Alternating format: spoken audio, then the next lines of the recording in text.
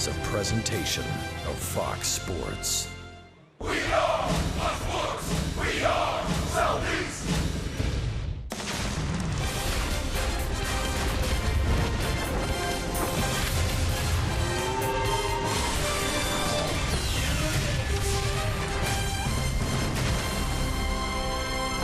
Well, for the last couple of hours, everybody at Turner Field's been singing in the rain. But the skies are clearing, things are drying off, the tarp is being pulled, and we will have baseball on time tonight here at the TED.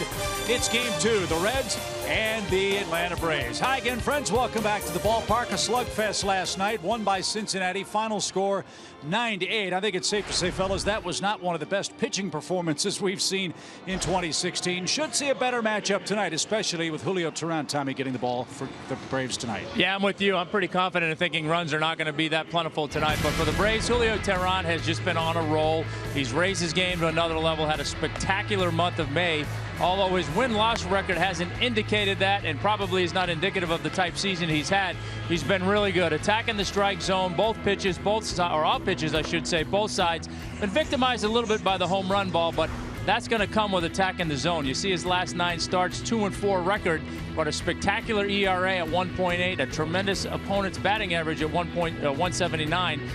But unfortunately, that bottom line really tells the tale. Only 2.5 runs of support, and that's tough to win by. And he's our Zaxby's indescribably good play for tonight. And Joe, tonight the Reds have a pretty good young guy going on their side.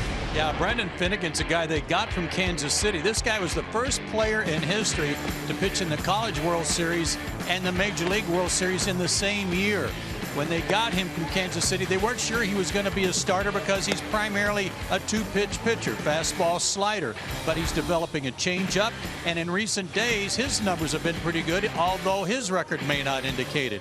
His last 4 starts, you see the numbers there. His last 2 starts have been against the Cardinals and the Nationals. He's 1-1. He's pitched brilliantly against them. He's carrying that into this start tonight. Well, we know all about the problems the Reds have had in their bullpen. The Braves bullpen has been used an awful lot as well. Need a deep start from Julio Teheran. We'll look inside the Braves relief numbers when we come back for Game 2 between Atlanta and Cincinnati here at Turner Field next.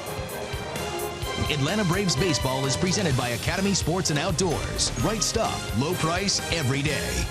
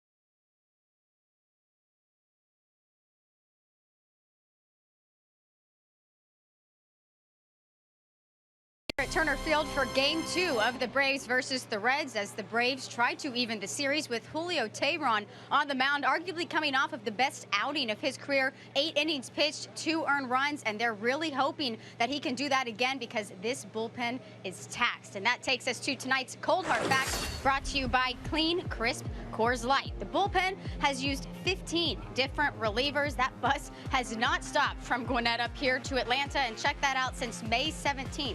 95 relief appearances for this bullpen. That is the most in the MLB. And speaking of how taxed they are, that brings us to a roster move that was made today to bring a fresh arm into that bullpen, and Dario Alvarez will be making his Braves debut. He was claimed off of waivers in May in 8 games with Gwinnett, a 1.13 ERA, and he's very familiar with this team. He was with the Mets last season, actually pitched up here in Turner Field, and he knows some of the guys from down in Gwinnett, so hopefully that'll bring some sense of comfort, because with how this is going, he will probably be in there tonight. But guys, stay with us, because Julio Teheran is taking the mound, the Braves ace, for Game 2, trying to even the series with the Reds. We have first pitch and starting lineups coming up right after the break.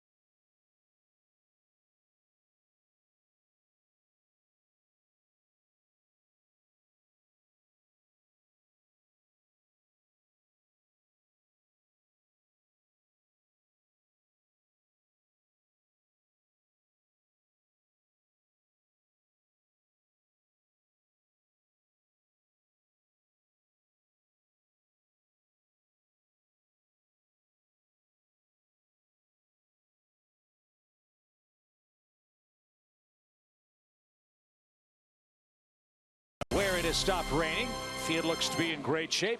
Ed Mangan and his grounds crew once again a magnificent job getting the field ready for play after the rains just came pouring down in Atlanta for about 3.5 hours here downtown.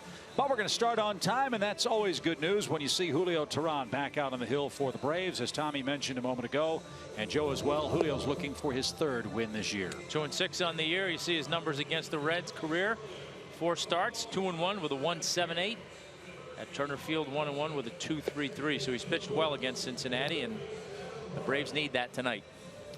His 4 keys to pitching success tonight. It deals with home runs. That's the only thing plaguing him right now. So his first key, Yardbirds. Remember that group? They were outstanding. Keep it in the yard today, buddy. You'll be all right. The Flash, that was another musical group. They had a song called Stop That Banging. So he'll try to stop the banging that's going over the fence tonight, and hope that his team does some more banging tonight, as they were raking last night. And the Cincinnati Reds were the team that came up with 9 runs last night. Zach Kozar, Joey Votto, Brandon Phillips, the top 3. We'll look at Kyle Waldrop tonight. He gets the start for Cincinnati in Game 2. Finnegan, of course, will hit 9th. Reds come in with a 77 home run total as a team. That's 5th best in the National League. So we'll see if Julio can keep it in the park on a hot, muggy night.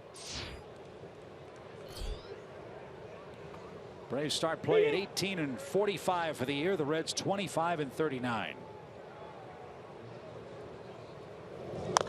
And we are underway.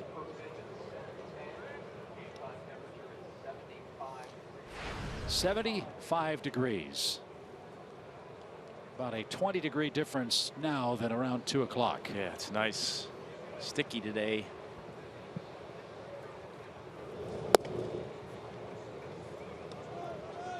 Teheran's had good luck in his career against the Reds, but has not won at home yet.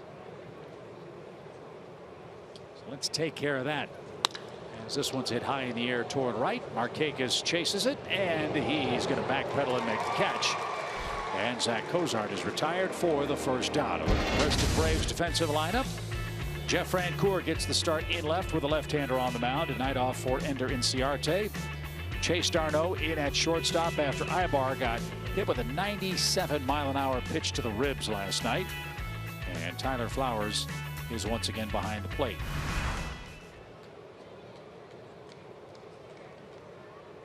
Here's Joey Votto. He had a couple of hits last night and takes a strike. That's Laz Diaz behind the plate, by the way. 0-1 for Votto. 11 homers, 35 driven in.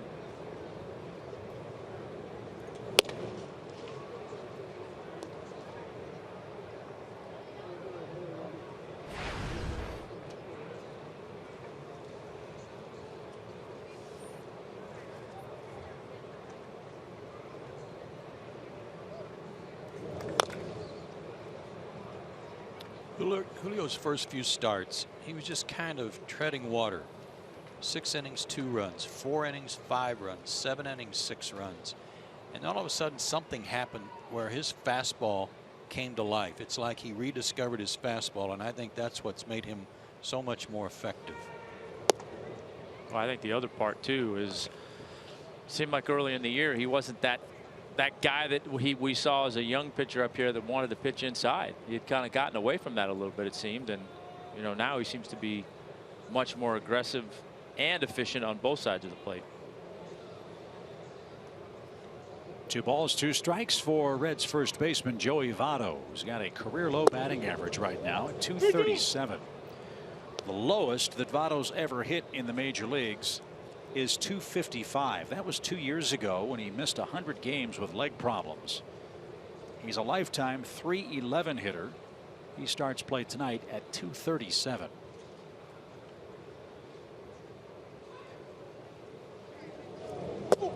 And he almost got hit, and Votto walks again, so he's aboard with 1 out.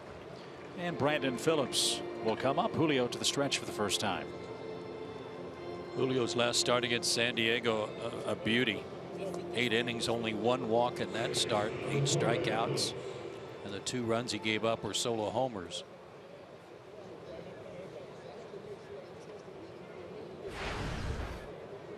Brandon Phillips back in Atlanta.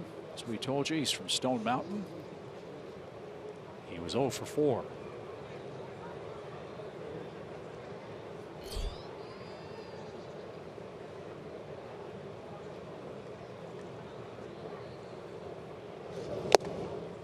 Phillips a little late on a 91-mile-an-hour fastball.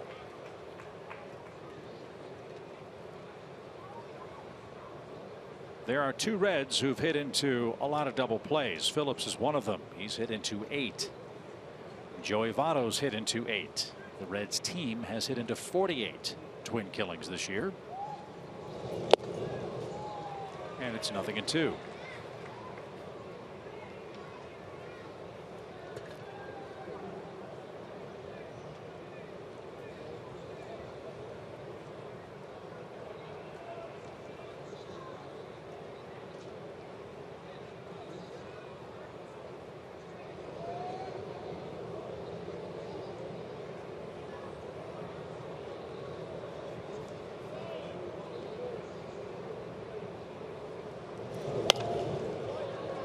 That's headed foul, and Phillips is still alive.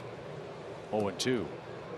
Votto's swiped 4 bases, but he's not giving Julio any reason to even pay attention to him. He's about a step off the bag, and he's leaning back to the bag. Yeah, he is not getting picked off.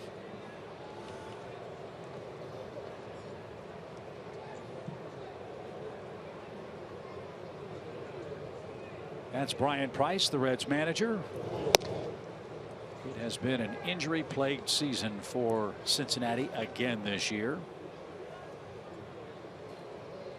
Last year they were 64-98 and finished 36 games out of first place. The Reds are already 19 games behind the Cubs this year. Cubs lost last night in Washington. They play game 2 at Nats Park tonight. 1 ball, 2 strikes for Brandon Phillips. And another foul ball.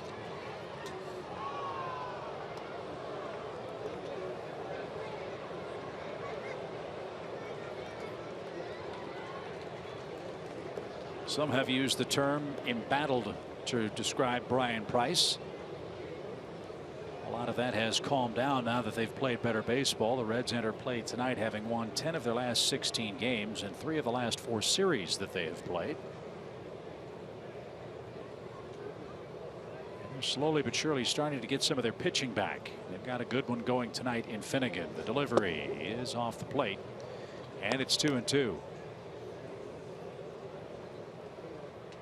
Well, you've only used your projected lineup 4 times to this point in the season, and you've already used 25 pitchers and 11 different starters. I don't think you're going to have too much consistency and too many winning days when you have to deal with that.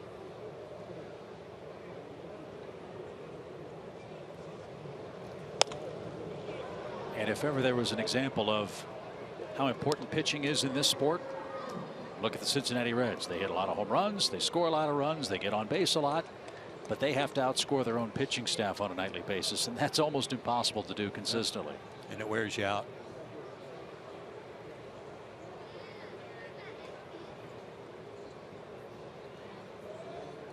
Here comes the 8th pitch for Brandon Phillips. A lot of fastballs. Been attacking him with fastballs this at bat.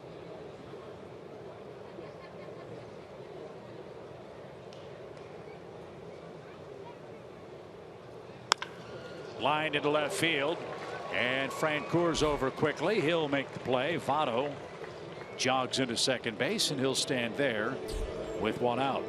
Maybe that's why. Yeah. The target was inside. It was a slider. That's what they wanted, but they wanted a front door slider and left it in the middle of the plate. Yeah. That's the danger of that pitch. If you break it a little bit too much, it's going to end up over the plate, and it's kind of that what we talk about a lot with that margin for error is really small with that pitch. And he didn't even flinch. Well, speaking of danger, here's Jay Bruce. There are a lot of scouts at this game tonight. This might be one of the men they're looking at, as Bruce didn't get a changeup. Swing and a miss. 14 homers, 46 RBIs for Bruce. I just, like we talked about last night, I'm really interested to see what they do. I mean, this is offensively, it's a pretty good club, and they've got some pitching coming. So it'll be interesting to see what they do at the deadline. Good pitch has Bruce behind 0-2. Well, the Reds are 10-18 against their division. They're 1-6 against the Cubs. And they've got a ton of ground to try to make up.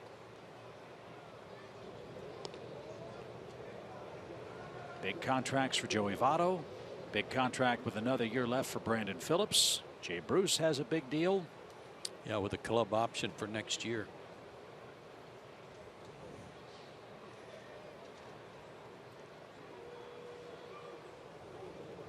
One ball, 2 strikes.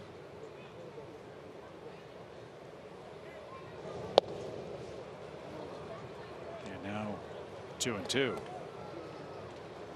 Already 21 pitches.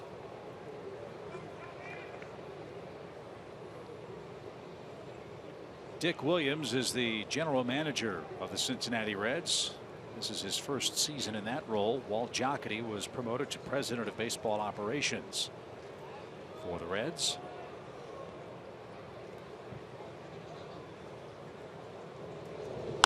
And a high fly ball hammered to right. Markakis will turn and admire that.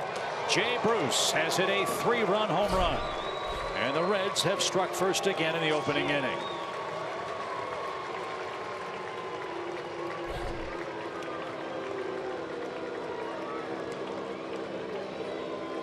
Man, Julio's getting clobbered with the long ball. That's his 8th homer allowed in his last 4 starts plus an inning. Kind of the same pitch. Yeah, trying to go backdoor on that one and throw it down the middle. A lot of the home runs he's given up recently have been solo shots. Not this one. No, the solo shots you can survive. You know, most of the time they're not going to beat you, but 3-run homers are tough. But good news is it's the first inning. So Bruce now with 49 RBIs. He's now 4 behind Nolan Arenado of the Rockies on the National League RBI leaderboard. And he's now got 15 home runs. And it's 3-0 Reds. This is Eugenio Suarez. He's a home run hitter. He's got 13. And he's behind 0-2.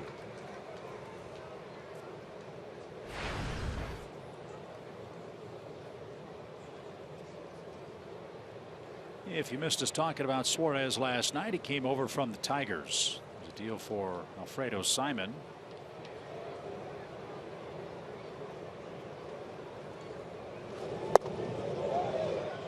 And no swing.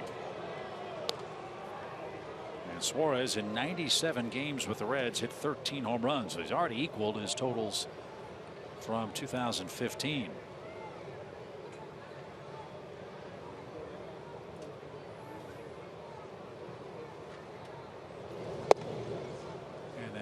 Inside 2-2.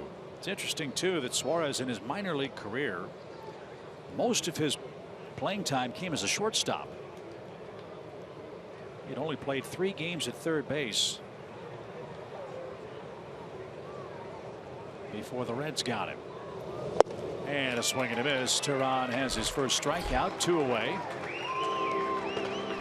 Julio Teheran has an opponent's batting average of .203 against him. That's the 7th best in baseball.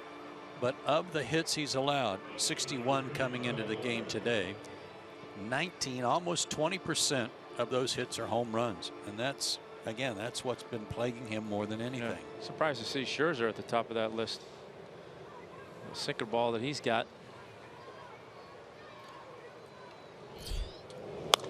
Kyle Waldrop fouls one away.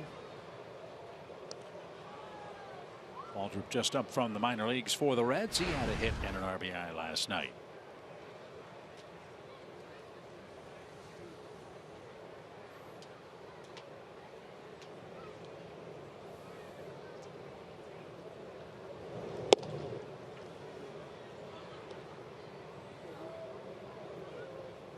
So the Braves find themselves trailing early.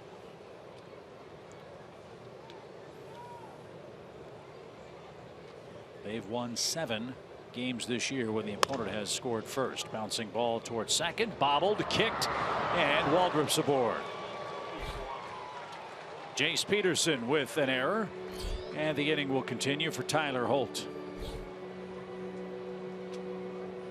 That ball did come up on him, a little bit of a funny hop, but should have been able to recover it, but it hit his foot and literally kicked it. First error of the year. So right here, he's got it in front of him, but boink, off his foot. That's a technical baseball term, by the way. Boink. Yes. Boink. Runner at first and 2 outs for Tyler Holt. Holt had an RBI last night. Well, score aside, this is not the way the Braves wanted this game to start when they need their starting pitcher to go deep. 31 pitches already. Going to have some serious efficiency from here on out. Another start for Holt in center with Billy Hamilton sidelined with a concussion. He's going through the concussion protocols, and he may be able to play on Thursday afternoon here.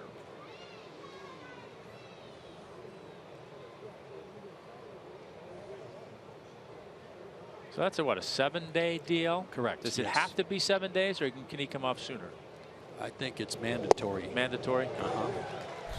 Swing and a miss ends the inning for Julio Teheran. He threw 33 pitches and a 3-run homer for Jay Bruce. Gets the Red offense going again.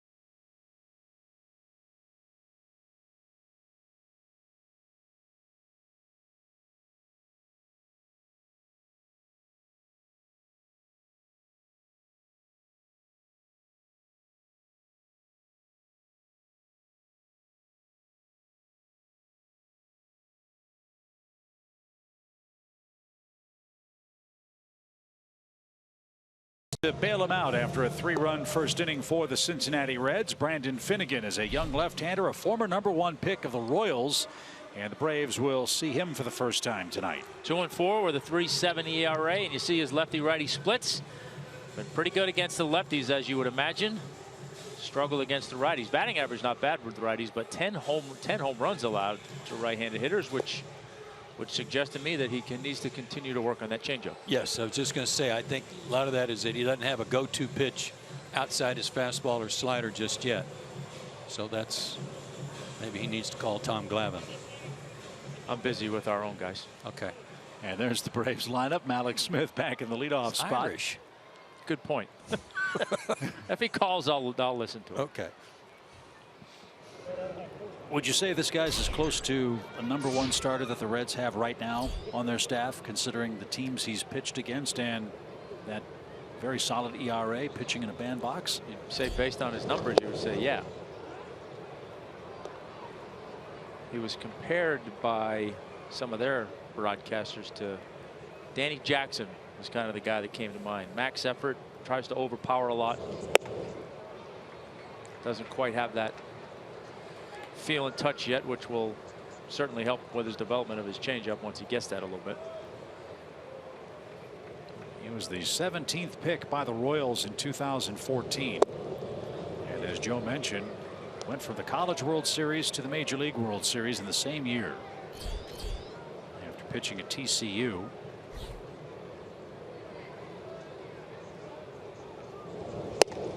And on 4 pitches, he walks Malik Smith. So here we go again, just like last night. One team scores, the other team comes right back. Let's hope that's the case for the Braves here in the first. And Brian Price can only shake his head. He's seen this movie before. If you're a manager, you only get like 12 shakes a game. So he's already used 3 of them. Yeah, he did. And that face just said it all.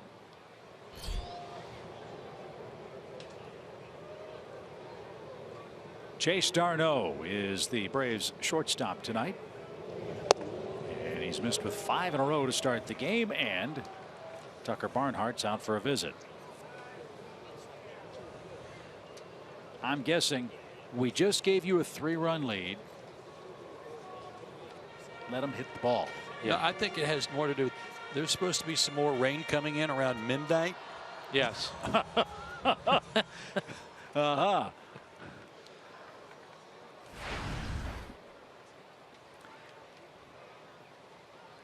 Chase at 309. And that one found the glove. Strike 1. How do you top that year, though? Go College World Series, Major League World Series. Kind of tough to do any better than that the rest of your career. Yeah.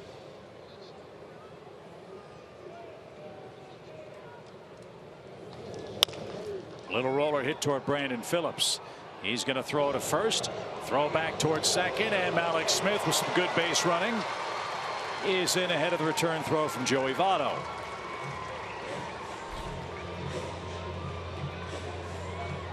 Putouts 4-3 at first. Smith advances on the ground out. This is great work by Malik Smith. Did not run into the out, and then with his quickness able to recover and get in there safely.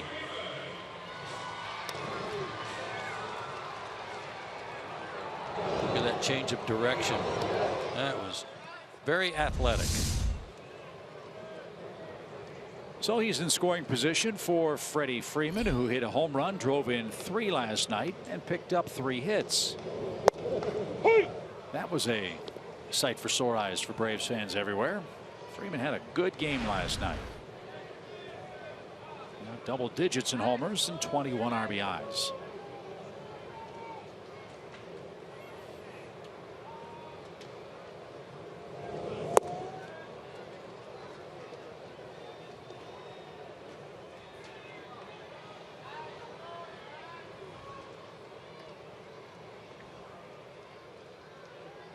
Freddie's done good work against lefties. He's hitting him at a 270 clip. He's got work to do here behind 0-2.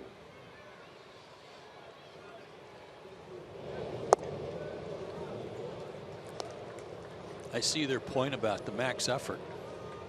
Yeah.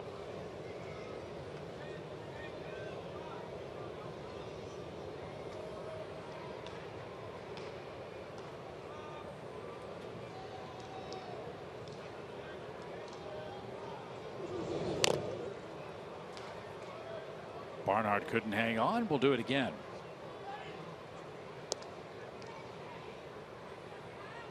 Finnegan's from Fort Worth, Texas, so that was convenient for him to go to TCU. 23 years old, 5'11", solid 200 pounds.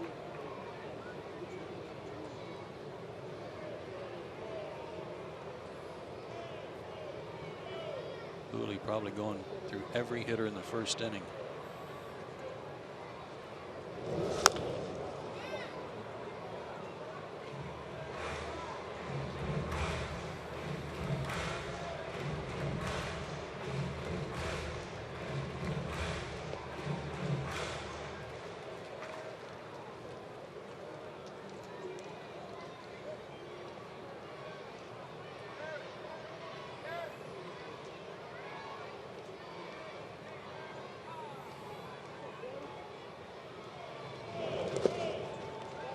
Nice stop.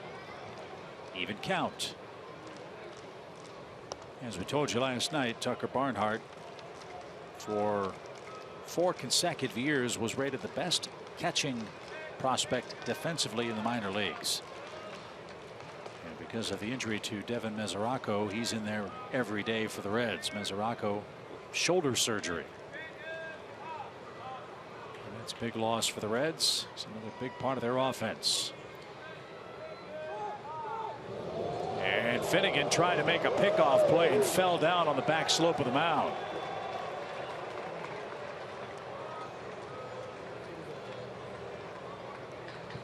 Well, at least he's smiling. Yeah.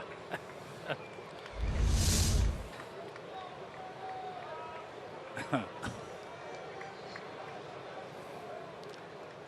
have to ask. I think it's a ploy. I think he's got a better move than that. He didn't want to show him his best one. That wasn't what I was asking. That ever happened to you? I don't think I ever fell down like that. No? No. 2-2 pitch is low, full count.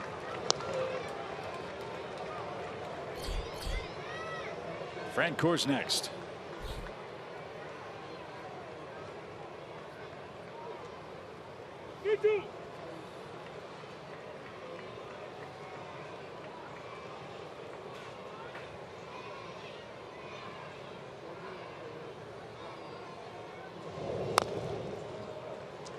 I like this. Had him 0-2. Freddie's been fighting him all the way ever since. Fouls off a 3-2 pitch. Run his pitch count up a little bit like Phillips did for Julio.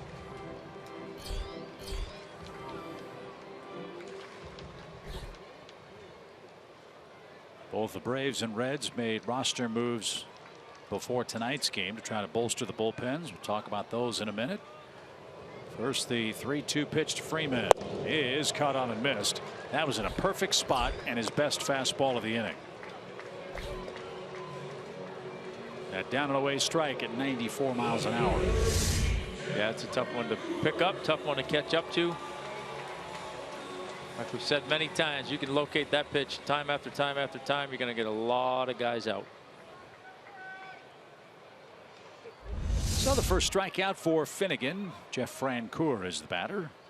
Alex Smith at second. Now 2 outs.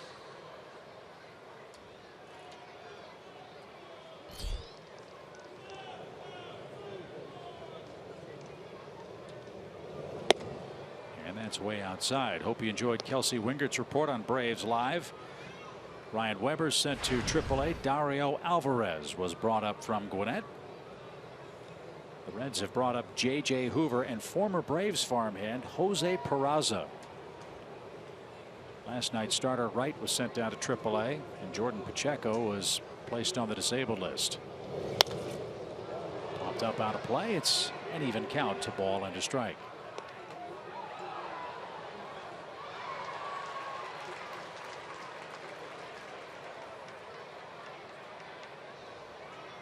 Talking to Walter Banks before the game.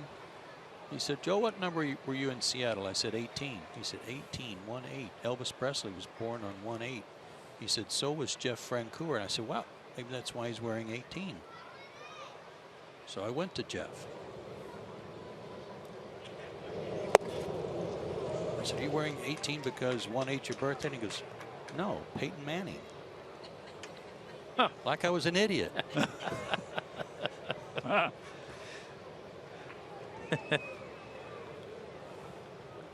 1 ball, 2 strikes.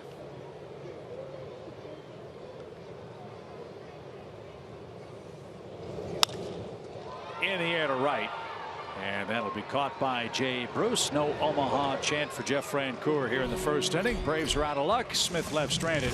And Julio Teheran back to work, down 3 after 1.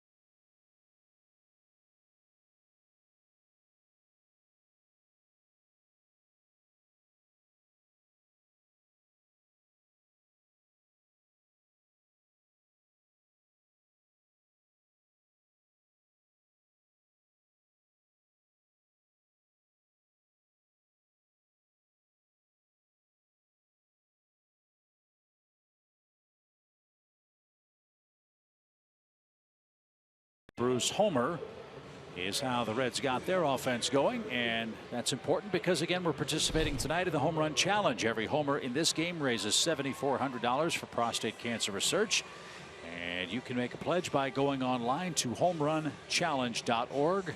So far there have been 30 home runs hit during the home run challenge. Over $224,000 for prostate cancer research has been raised. Hopefully the Braves will add to that total themselves tonight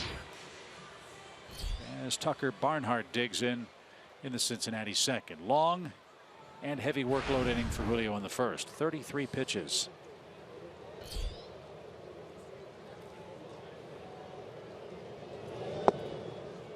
That's low to the Reds catcher.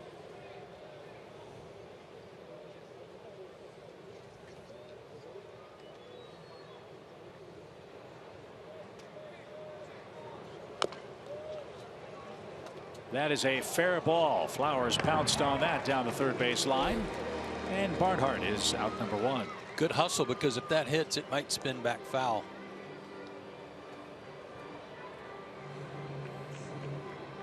And a nice easy out. 2 more of those. Get back on track. That'll bring up Brandon Finnegan. We're told he's a pretty good hitter. He's got 5 hits this year.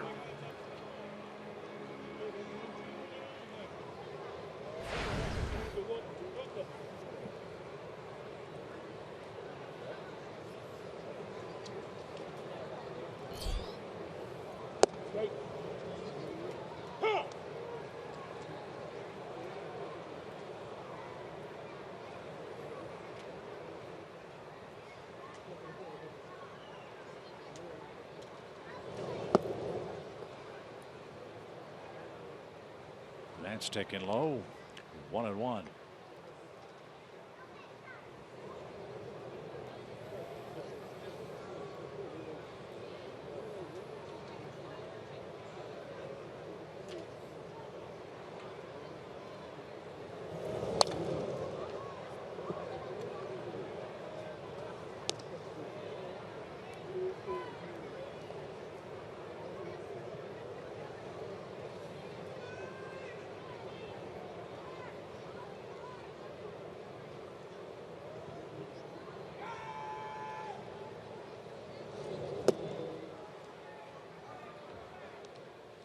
Two balls, 2 strikes. Braves and Reds have 2 more after tonight's game. Then Cincinnati heads to the Lone Star State series with the Astros and the Rangers coming up on their long road trip.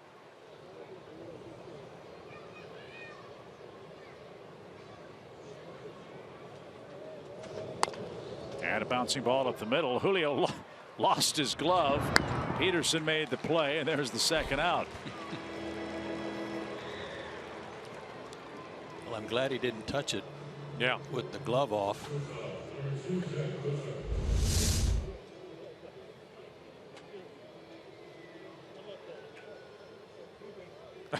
And then hit him in the head. I forget, is it a double or a triple? 3-base hit? 3 bases, like if a catcher goes out and swats the ball with his mask. That's 3 bases. So no worries for Tehran. 2 quick outs. Here's Cozart flying out to start the game. He's the Reds' leading hitter at 284 this year. Now he's down to 282 after the first out of the game.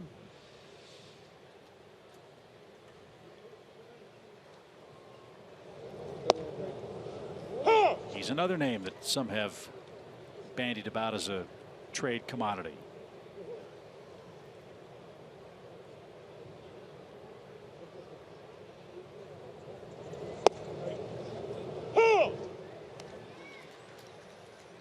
One ball, 2 strikes. He's got 9 homers and 25 RBIs.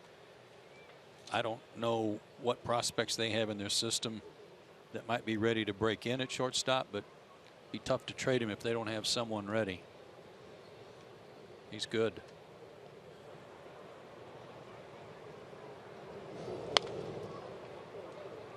Three leadoff home runs for the Reds this year. He has 7 leadoff homers in his career. The 3 game opening homers have come off Matt Harvey, Jonathan Neese, and Chad Bettis.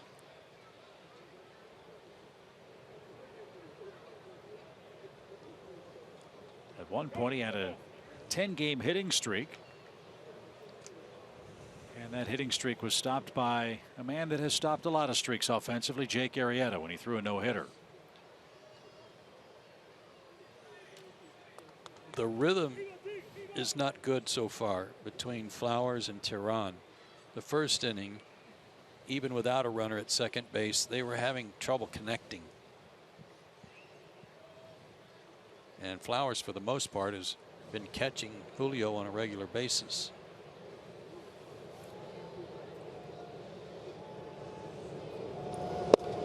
Swing and a miss, and Teheran has a 1-2-3 inning. Much more efficient. That was a 12-pitch frame. 3-0 Cincinnati, middle of the second.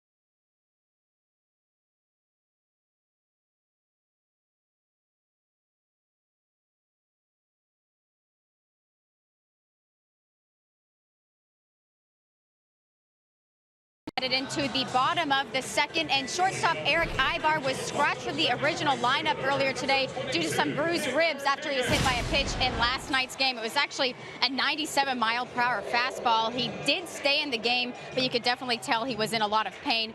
We spoke to him earlier, and he said it was just minor discomfort he was feeling, and that he had x-rays last night, but they came back negative, and he's just playing it safe more than anything today. So Chase Darno in at short. Chase Peterson was put in the lineup over at second. That is amazing. Just a little bit of soreness after getting smoked like that. Man, oh man. I mean, we heard that all the way upstairs. Yes, it hurt watching it. So Nick Markakis leads off for Atlanta. 3-0 Reds. Markakis, Garcia, and Tyler Flowers are coming up.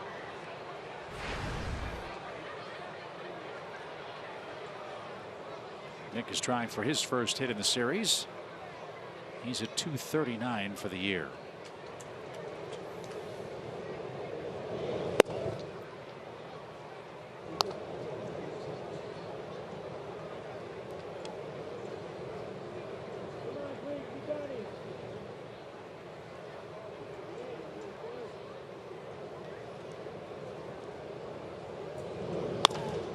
That's off the pitcher's body. Phillips charges, and that's going to die on the grass, and Markakis is aboard with an infield hit.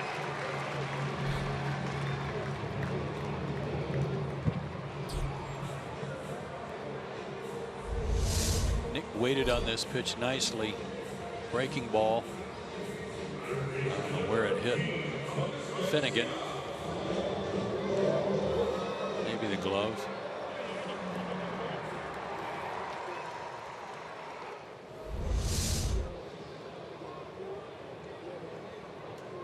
So that's the first hit for the Braves. Here's Adonis Garcia. He's got the home run stroke working of late.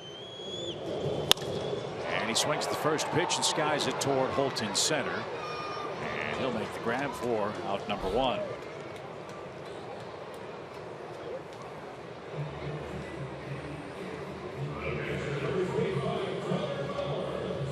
That'll bring up catcher Tyler Flowers.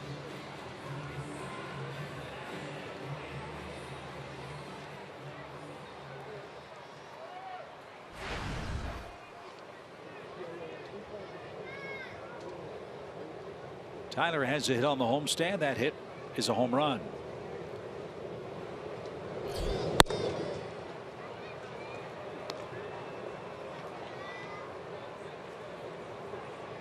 In fact, Tyler Flowers' homer came against the Cubs.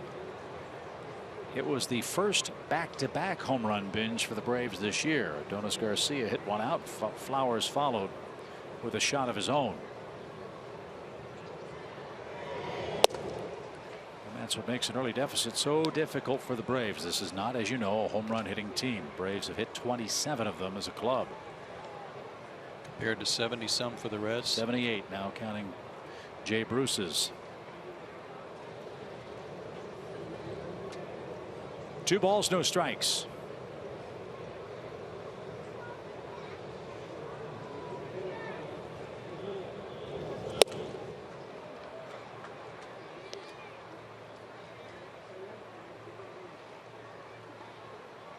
When the Reds traded Johnny Cueto to Kansas City, Brandon Finnegan was one of the principals that came back. John Lamb and Cody Reed were the other players the Royals gave up for Cueto. Cody Reed is one of the guys down in their AAA team that they're just waiting to call up, trying to avoid that Super 2 problem for arbitration. But he's one of their best pitchers on either team, big leagues or AAA. So that's a pretty good haul from the Royals. Barnhart got smoked with that foul ball. He's all right. Full count. Well, I would think that'd be the challenge for the Reds in their ballpark, especially. We talk a lot about Coors Field and what a launching pad that place is. The Great American Ballpark is great for the hitters, not the pitchers. And so putting together a staff in Cincinnati is certainly a challenge, and even more so as this young, inexperienced staff has been pushed to the major leagues because of injury and ineffectiveness. But Finnegan looks good tonight. That's his second strikeout. And he's had some good games. He has a complete game 1-0 loss to the Dodgers this year. He locked up with Clayton Kershaw out in LA on May 23rd. And if there's been a workhorse for their staff, this has been the guy.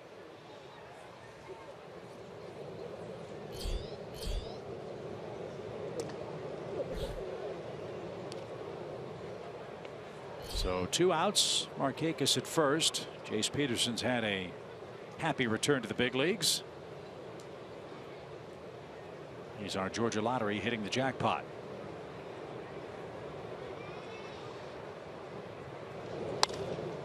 Down the left field line. That's out of play. It was the first complete game by a Reds left-handed starter since July 16th of 2001. Lance Davis. I don't remember Lance. That seems so unbelievable that the Reds have not had a left-handed pitcher throw a complete game since 01.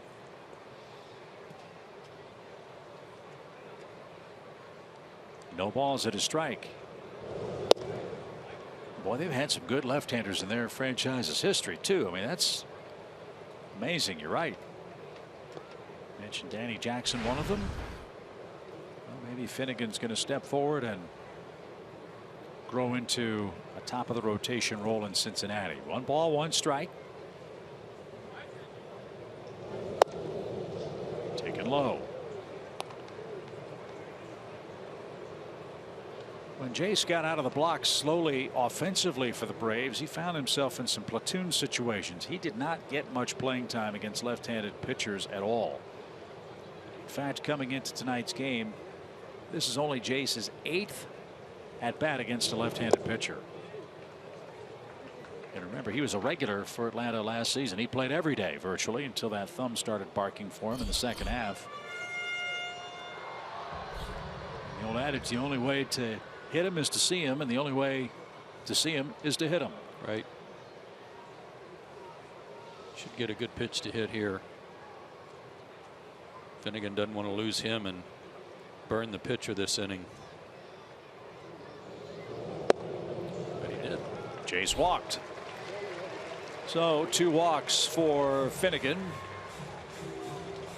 And Julio Teheran, at the very least, will be cleared here in the second inning.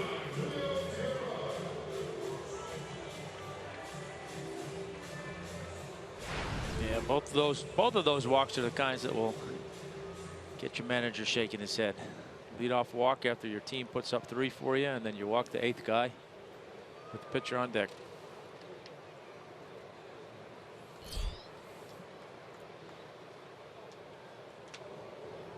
So Julio's up there, 2 on, 2 out. And that's in for a strike.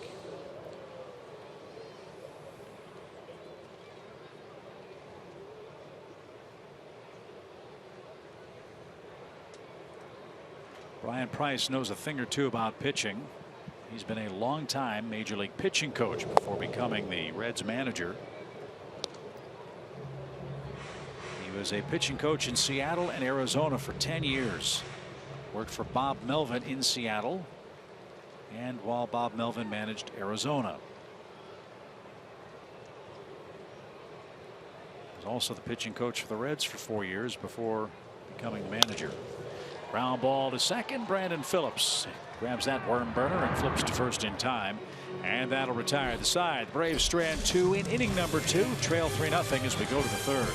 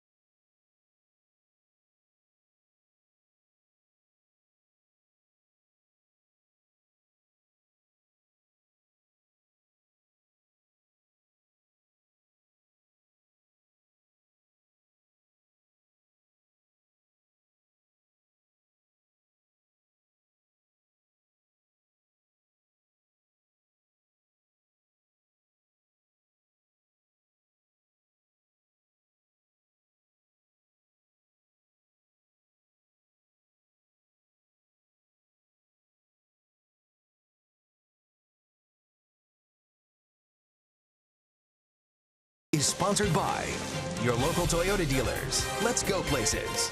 The Georgia Lottery and Zaxby's Indescribably Good. Third inning, 3-0 Cincinnati. Let's take a look at tonight's Academy Sports and Outdoors leaderboard. Julio Teheran is on the list. Most wins by active pitchers 25 years of age or younger. Garrett Cole at the top of the list with 45. I have not heard whether or not Garrett Cole's going to be skipped a start. Have you? One start. Getting skipped one start. Okay. There's Shelby Miller in there too. Shelby's still on the disabled list for Arizona, but should be back soon. Yeah, Shelby's supposed to pitch tonight in another minor league rehab stint as he tries to figure out what's wrong with that finger that's caused him so much difficulty. Remember, he smashed his finger on the downslope of the mound during a follow-through on a pitch earlier this year, and Miller's mechanics have been a mess all year. Joey Votto leads off. He walked and scored ahead of the Jay Bruce homer. And Votto takes a strike. He has a look back at Laz Diaz.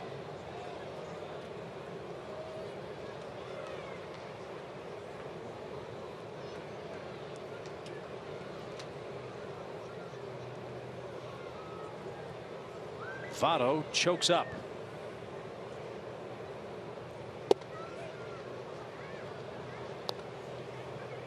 Remember, Votto led off the 9th inning last night against Arodys Vizcaíno and just dunked a high pop-up behind third base. Jonas Garcia made a great effort to get to it. The ball ticked off the end of his glove, and Votto stood at second base and scored the go-ahead run. That's dumped into left. Francoeur got a good jump, and he makes a knee-high catch. Votto's retired for out number 1. Julio's set down 5 straight now. Here's Phillips. Thought it was deja vu all over again. Yeah, I went a little more carry, and Frenchie got a good jump. Phillips just outlasted Julio in the first at bat. Was it 9 pitches? Yes. Before Brandon Phillips whacked a single into left field.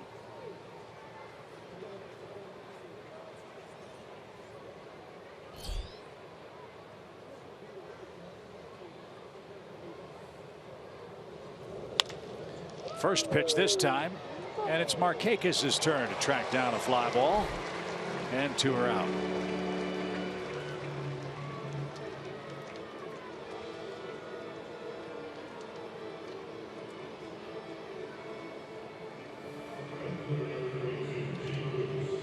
I think a lot of folks around baseball have forgotten how good a hitter Jay Bruce has been in Cincinnati.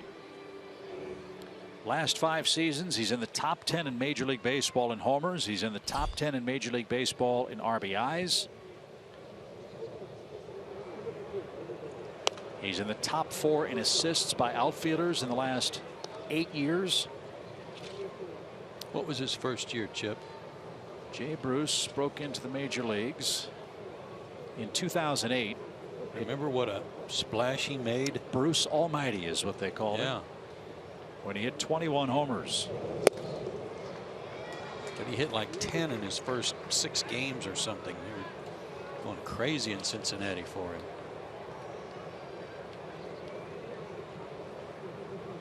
And he had a real tough task.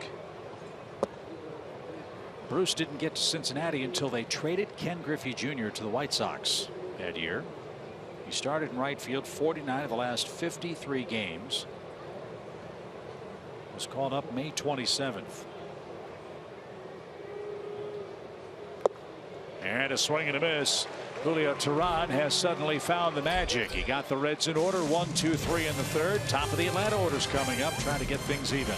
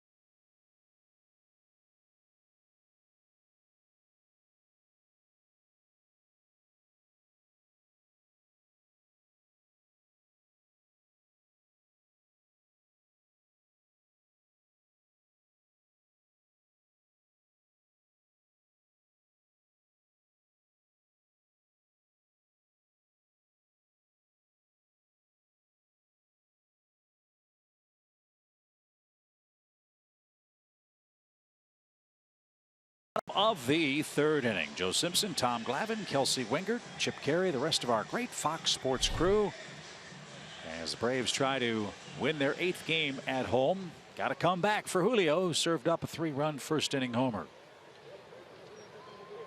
Alex Smith walked to start the game and was left stranded at second base.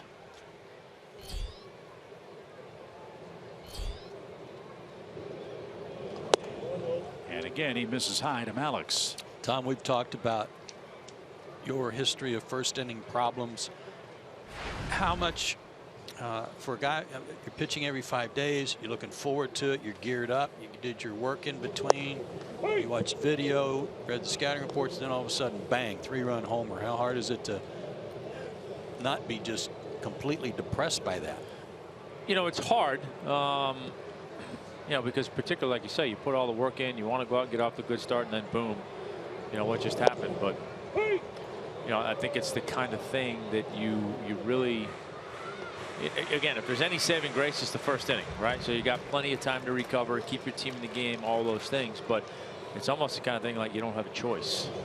You know, you can't sit there and wallow in it. And, you know, I guess if it's going to happen, if you're going to have an inning like that, I guess you'd rather be the first one to where you can recover and still pitch a good ball game versus, you know, you're going into the 7th, 8th inning and something like that happens. Now you can't do anything about it, and chances are the game's probably over. And you're yelling mulligan. Exactly.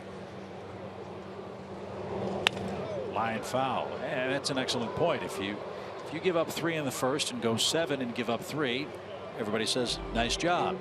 If you go 7 and your team's winning 2-0 and you give up 3 in the 7th, everybody said you lost the game. Yeah. What happened? Right. Yeah, exactly.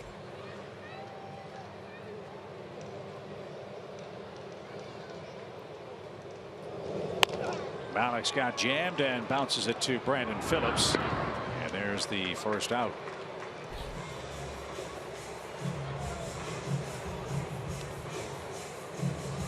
I think the big thing for Julio, or one of the other big things, is for him, with the lack of run support that he's had, he can't have that feeling of, gosh, I'm down 3-0 in the first, this game's over. You know, that's probably the biggest thing he's got to fight.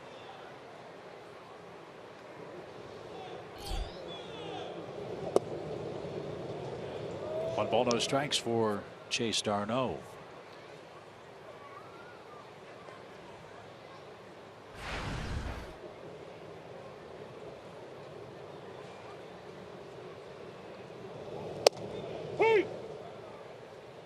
Might have a different mindset too if this were a pitcher he knows. If it were a Scherzer, a Bumgarner, a Kershaw, somebody like that, and you're going, oh, good grief. You know, how hard is it going to be for us to get us back even? But against a pitcher that the Braves don't know and are facing for the first time, there might be a sense of confidence that you get from that, thinking, don't know him, maybe we can get him. Right, or at least nothing. You know, if you can get it to the 5th or 6th inning, still stay in the game, and hope you can take advantage of that Reds bullpen that struggled.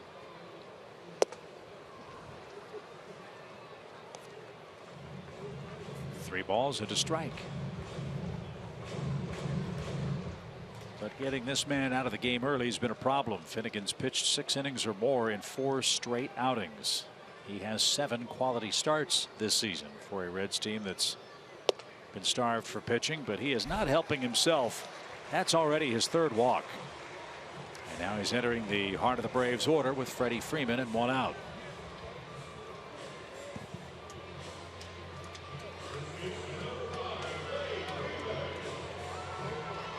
Seems to me he hasn't made the transition from thrower to pitcher quite yet. Not yet. I mean, that's part of the problem with max effort guys. And, you know, it's one of the other things their guy said is he had the tendency to miss up and away to right-handed hitters, and he's done that. He's missed up and away a lot, and that's just because he's so aggressive in his delivery. That front side flies, and he can't get his arm through.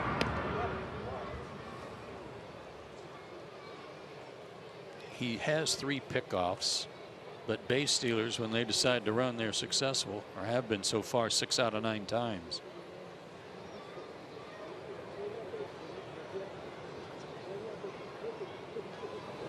And Freeman just got hit by a pitch up and in. So arm side command for Finnegan's been a problem tonight. Freeman got plunked, and the tying run comes to the plate in the form of Jeff Francoeur. Yep, that front side goes and that arm drags behind, and it's hard to get the ball back down. It's in a tender spot too, right on the back of the arm. Freddie doesn't wear a shin guard, doesn't wear an elbow guard. He doesn't know what he's missing not wearing all that stuff. I know. Well, thankfully, fellas, he does wear right guard. That's the important thing as Jeff Francoeur stands in. 2 on and 1 out. And driven out of play, a foul.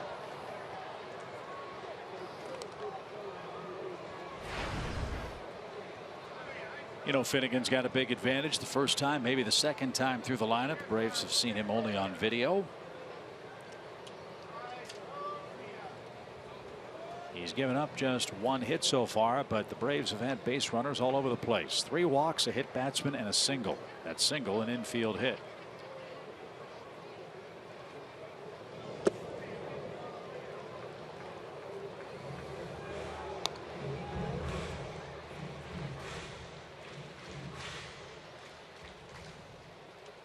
Jeff's in the lineup, hoping to help the Braves figure out a lefty. That has been another area of concern for the Braves so far this year. They are 7-17 against left-handed starters this year.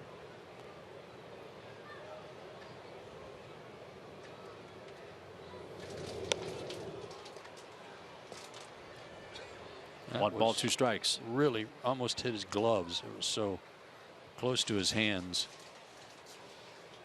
Excellent numbers against left-handers, and has hit in 6 straight.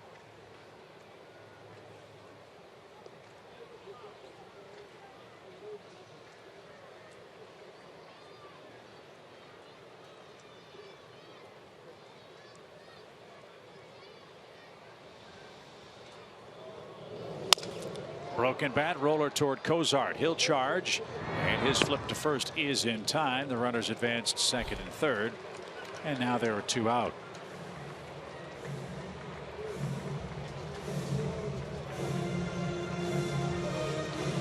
So here's Markakis. Nick took one right back through the box his first time. Actually, it hit Finnegan, and the ball trickled out toward Brandon Phillips at second, and the Reds had no play. That was a smart play by Cozart. That was a veteran play. They're up 3-0. Get an out. Don't try to do something spectacular by trying to start a double play or get the guy at second. Make a mistake. Now all of a sudden the bases are loaded, 1 out.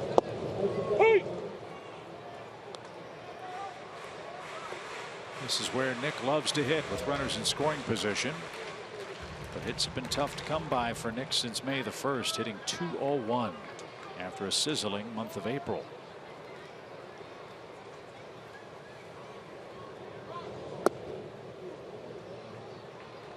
One ball, 1 strike.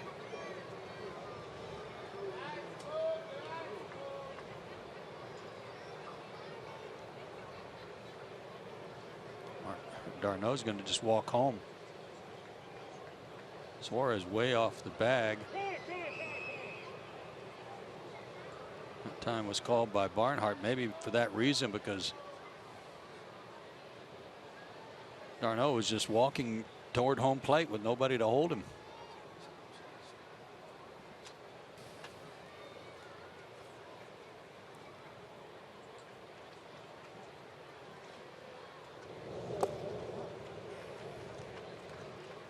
He has 5 wild pitches, Finnegan.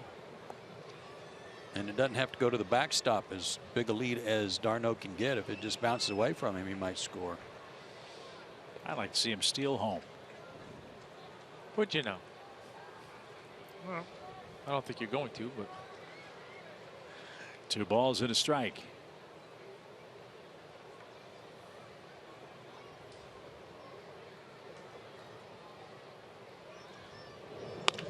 Bouncing ball up the middle. Phillips has it, sets behind the second base bag, and threw a perfect strike to Joey Votto. The Braves threaten, can't break through. They strand 2 more in the 3rd inning. It's 3-0 Reds.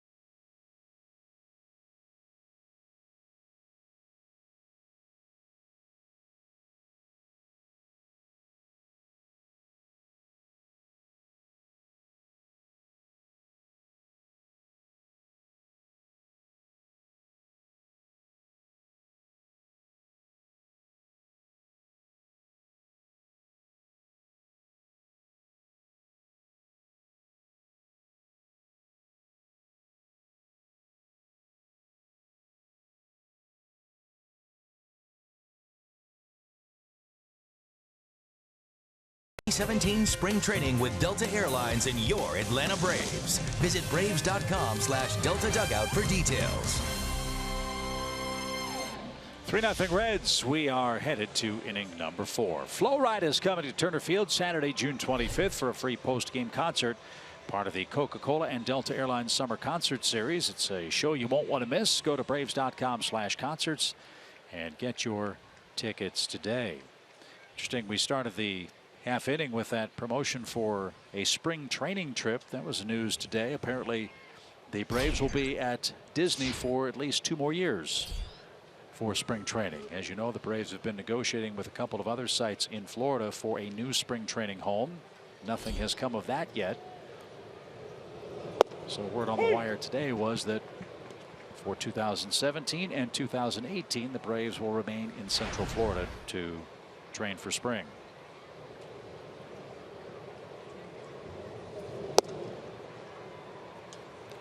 Long first inning for Julio. He has had very economical second and third frames. After 33 pitches in the first, he's thrown 22 since. And that went in for a strike. To the Reds' third baseman, Eugenio Suarez.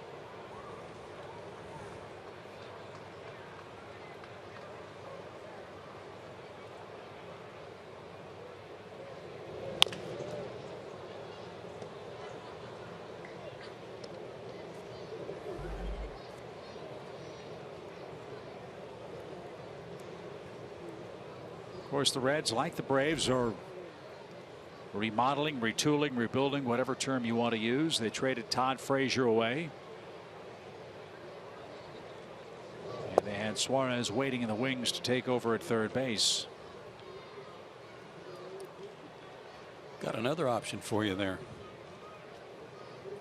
Adam Duvall played third base all the way up through the Giants system before they put him in left field this year. He was a shortstop third baseman and primarily third base the last couple of years in the Giants system. He's another option. I don't know, the way he's swinging it, I might just stay out there in left field. 3 balls, 2 strikes. Well, how about this idea? Let's say you trade Cozart. Suarez played shortstop all the way through the minor leagues. Put him at short and put Duvall at third. How'd you like to have that power combo on the left side of your infield? I mean, it's assuming that those guys could catch it consistently at those spots. Also got Jose Peraza. Could play those infield positions. Popped up out of play, foul. We'll do it again. 3-2. Well, the story goes that when Duvall was in left field, he was playing so well. They said, well, how much have you played out here? And he goes, well, let me see. Today was the first day. Really? Yeah. Now that's an athlete. That's right.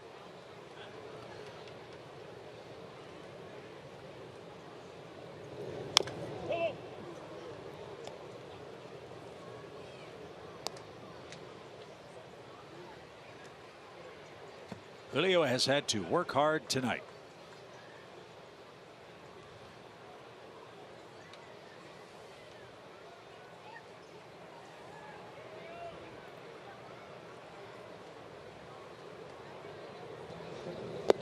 He went around, and Teheran strikes out Suarez. That's 5 strikeouts. And a good start to his 4th inning.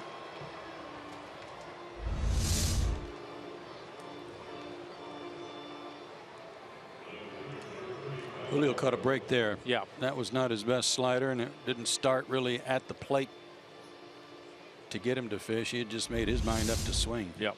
That was ball out of hand. I'm swinging.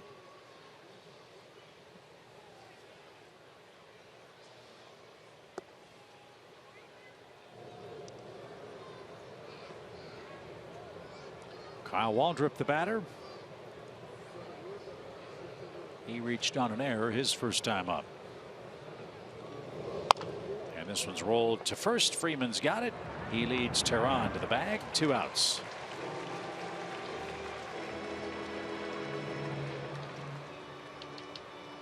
So Waldrop will head back to pit row with an 0 for 2 night. And Tyler Holt is the batter. He struck out his first time.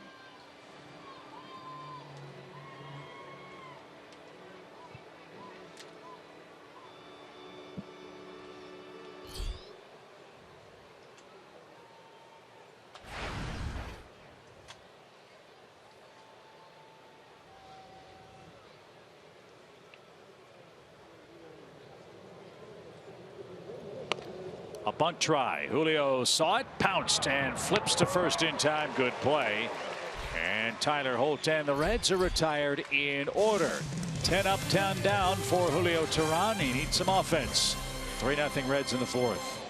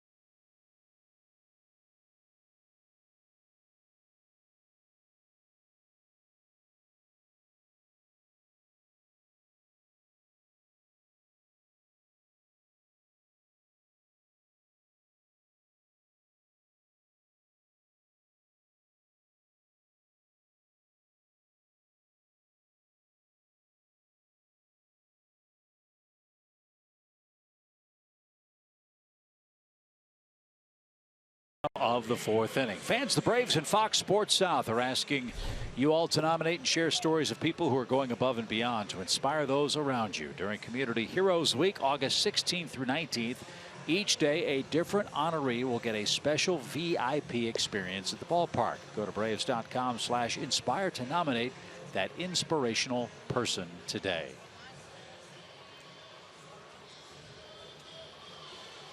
Time to get chopping. Yeah.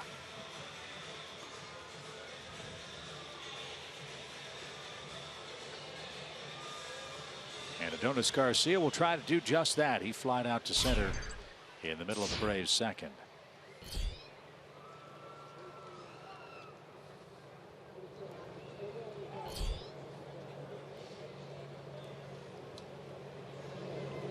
Way outside. There's that arm side misfire.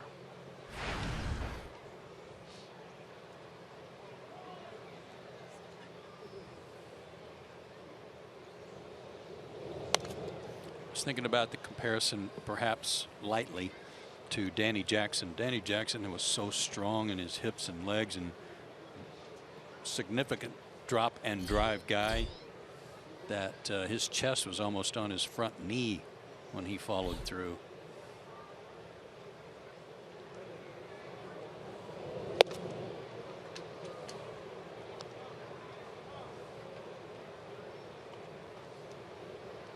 Nice change of pace there to fool Garcia. 1 ball, 2 strikes.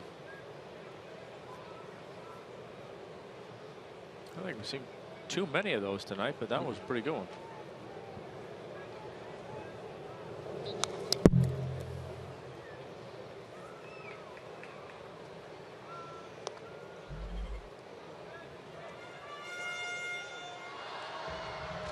Finnegan, one of 11 different Reds to start a game this year. They've used 25 different pitchers. 30 pitchers in a season is their franchise record. They've got a shot, especially when some of these Cincinnati hurlers come back from the DL. And that's downstairs. No swing. 2 balls, 2 strikes. Homer Bailey, Marcel Iglesias, Michael Lorenzen. all beginning or continuing rehab work. In fact, those last two names might be back in the big leagues when the Reds get home from this road trip. Lorenzen's a relief pitcher. In fact, he's got closer stuff. They could use that at the end of the game. And Iglesias, a starting pitcher who's been out with an impingement in his right shoulder.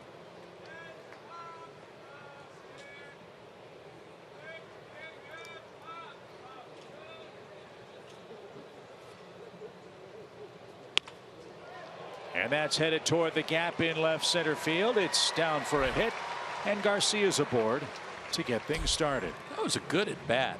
He spoiled a couple of good pitches, including one where I think all he did was just use his hands to fight one off inside. And got up on top of that one. Didn't hit it hard, but base hit. So there's a start. And here's Flowers. He struck out his first time.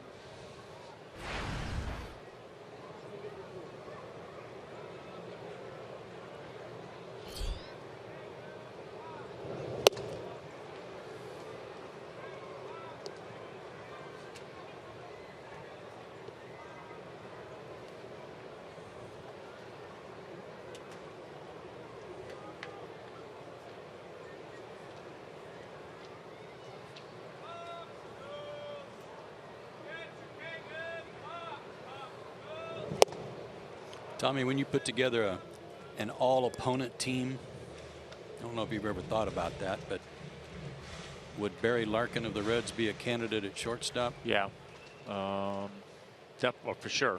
I mean, I'd have to. That's a good exercise to do, you know.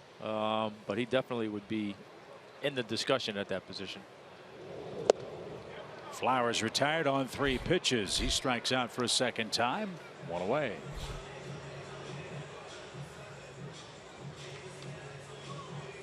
He was a terrific player for the Reds and did so many good things all around. Good player, 5-tool player. Yeah. Of course, I guess you'd have to decide if there was a cutoff for the amount of time that you actually had to play against somebody, because Ozzie Smith would be tough to beat out. I know.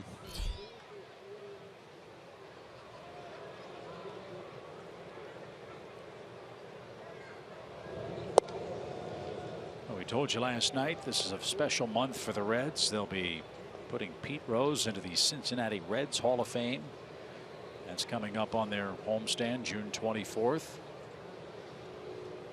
And Cincinnati native Ken Griffey Jr. is going to the Major League Hall of Fame. Barnhart's throw is right on the money, but not in time.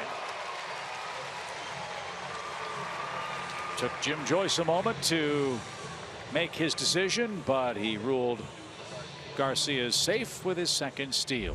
I think he had to wait, Chip, to see if he was going to hold the bag. Oh.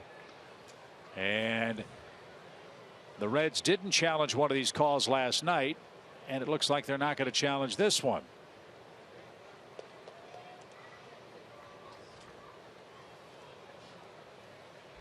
Was able to keep his foot on the base after he slid by it. That may be a break again.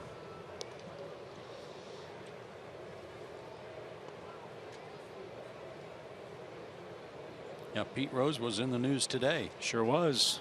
Being interviewed and asked about Ichiro Suzuki. Line drive into center. There's a base hit. Holt charges. Here comes Garcia to third. He'll be stopped. And Jace Peterson with a rocket up the middle. That's 2 hits in the inning for the Braves. And now Julio Teheran is coming up with runners at the corners and 1 out. Good piece of hitting here by Jace, too. Fastball down the middle. That's a good swing. Adonis got a good jump, but Holt wasn't playing very deep. So let's see how the Braves play it with Teheran. Julio can handle the bat. He grounded out his first time to second, and he can lay down a bunt. We'll see what Brian Snitker has in mind.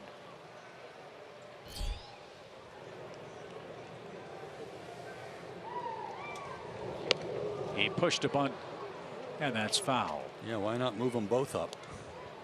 Cubs were pretty good at that in the last series. Sure were. Yeah, and your point about Pete Rose today, Ichiro is 1 hit away from tying Pete Rose's hit total when you combine his numbers from Japan and the North American major leagues. Ichiro getting a ton of playing time because Giancarlo Stanton is lost at the plate for Miami.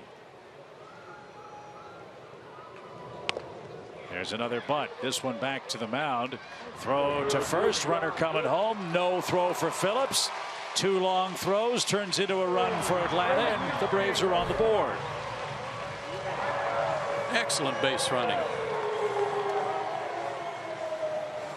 Good read by Adonis. Came down the line with the third baseman. And as soon as the pitcher turned to throw, then he took off. That's the only mistake I think the pitcher made, because that's such a hard play to defend. If the bunter gets that ball down, the third baseman has to come in. The base runner gets a decent read. I think if he'd at least looked at him and made him stop for a second, I think he's got a better chance of not allowing him to score. So that's one of 2 real good base running plays by the Braves tonight. The other one was by the man in the batter's box, Malik Smith, who stayed out of a double play in the first inning when he stopped and forced the Reds to make another long throw that allowed him to get to second base. So no shutout for Finnegan, but he leads now 3-1. Let's see if Malik can bring home Peterson. Well, the Braves are 1 for 6 with runners in scoring position. Of course, that 1 hit did not deliver a run. Yeah. And Julio helps himself with his 2nd RBI of the year.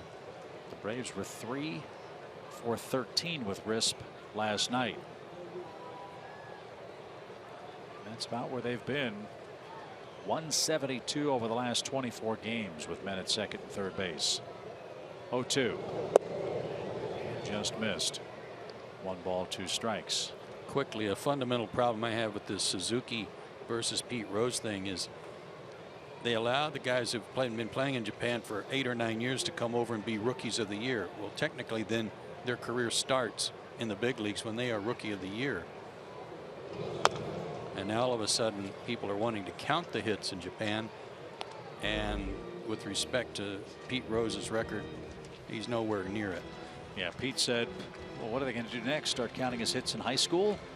If you want to count professional hits, then count the hits that Pete Rose had in the minor leagues before he became a star in Cincinnati. Well, it seems like a pretty easy argument. Should be the hits in this league that you're talking about, not in any other leagues. 1 ball, 2 strikes for Malik Smith. And he got jammed. That's going to stay fair, and Votto's got it. He'll win the race to the bag, and that will retire the side. The Braves pick up a run, 2 hits. Nice putt for Julio Teheran, brings home the lone Atlanta run.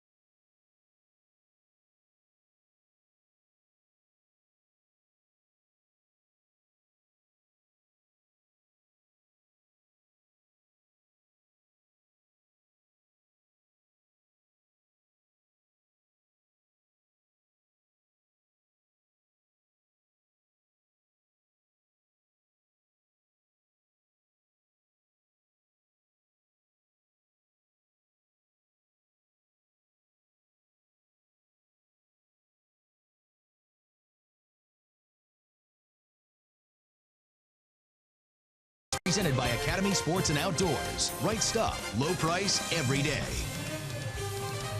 Time for the 5th inning. It's 3-1 Cincinnati now. Adonis Garcia singled, stole second, and came home on Julio Teheran's bunt play. Julio's pitching real well all of a sudden. He's set down.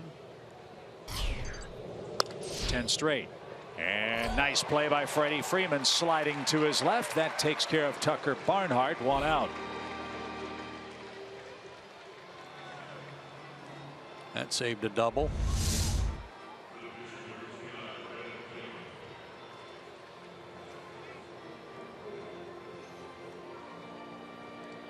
I had Argyle check it out for me today. I was wondering about, with the All-Star game fast approaching, about a month away, and every team is represented, who would be the Braves representative? And my first thought was Julio Teheran. Julio's coming into this game with a 2-6 record, but an outstanding ERA of 2.85. So I was wondering how many pitchers, or how many players, but in this case pitchers, have made the All-Star team with a losing record or a bad mark. And the results, thanks to Stats Inc., 83 times, 10 since 1990. To second. Peterson grabs this one, and Finnegan's the second out. And virtually every one of them had a losing record with a good ERA, and some good names. Dennis Martinez had a 2.84 ERA and a 6-7 record. And that same year, 1990, Brett Saberhagen was 5-7 with a 2.98. They both made the All-Star team. Pete Harnisch, Livan Hernandez, Chris Sale, 3 years ago was 6-8 with a 2.85, and he made it. So there's some names there that jump out at you. It would not be the first time. Well, to me, I agree with you. The losing record part of it is not that big a deal, provided the other numbers are in line, which in Julio's case they certainly are. Where I would be concerned about it is his low number of wins. So it's not so much that he's under 500 or has a losing record, but I would think he's going to have to win some games. But now that even having said that, as recently as 2014, Smartja made it with a 3-8 record. So it's certainly been done. But I think in Julio's case, it's not so much the 500, but if he can get closer to 500, he's got to win some games, I think. Last year it was Shelby Miller as the Braves All-Star representative, and he was 5-5 at the All-Star game. But it goes back to the old chicken egg question when it comes to pitching. As you know, you can pitch great, but if your team doesn't score for you, you have no chance to win the game. Braves have scored 13 total runs for Julio in the last 10 games he's pitched. Swing and a miss. Yeah, and unless your team's not winning a lot of games to begin with, there aren't too many guys that are going to go out there and have a Steve Carlton type year. 2 balls, 2 strikes for Zach Cozart. Julio's set down 12 straight. And now 13 straight as he takes care of the Reds in order. 6 strikeouts for Teheran. Home 5th coming up. 3-1 is the lead.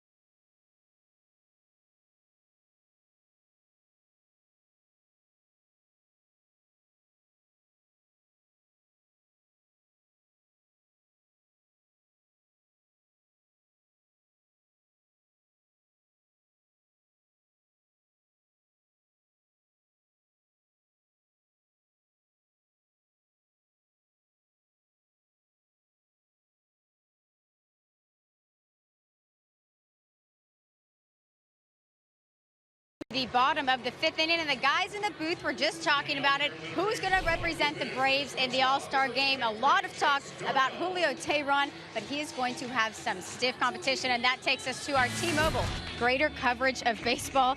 Check out some of these names. When you're competing against Kershaw, Arrieta, Lester, Syndergaard, it's tough to make the All-Star game like that. And you know, you guys up in the booth were saying that you're going to be curious to see if his record kind of trumps what he's been able to do this season and the ERA. That's kind of the biggest question for me, because when you have guys like that putting up records like that with similar ERAs, it's just hard to compete. Yeah, it is, Kelsey. And when you put those 8 guys up there, there's no question that they're having sensational seasons and much better record-wise than Julio. But the rule states that each team must be represented. So who else? Right. Vizcaino, maybe? Maybe.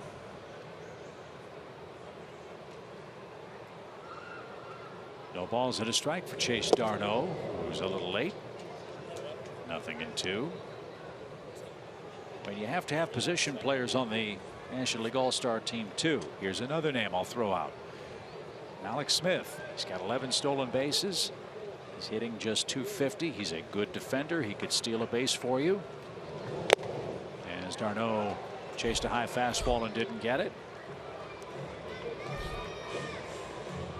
Normally you'd say that Freddie Freeman would be a shoo-in for the All-Star game, but I think he'd be the first to tell you. In fact, he did say earlier this year that he's had a very, very difficult first half. No question, but you know, I still think he's, if I had to guess, he's probably still the front runner. To left, and Waldrop is there. He's got it. 2 outs. Terry Collins will be the manager for the National League. He gets a heavy dose of Freddie Freeman 19 times a year, and before the All-Star break, quite a few games. So you know he likes Freddie and knows what he can do, and so that will certainly weigh in Freeman's favor. And the other thing that probably is going to make it a little bit more difficult for Julio is the graphic we just showed. There's so many starting pitchers that are having unbelievable years that position is going to start getting crowded, and you know, you don't know how that's going to play into the equation either. No balls and a strike. And again, that's the fascinating thing with every team having to be represented. You're going to have the fan vote that'll be announced. You then have the what's it called, the 25th man vote, or the online deal that takes place, as that one's flipped to first. Then you have pitchers who start the final game before the All-Star break that are ineligible. So a lot of moving parts take place during the All-Star festivities. We'll see how it all rolls out. 3-1. We're official in Atlanta. Reds lead it.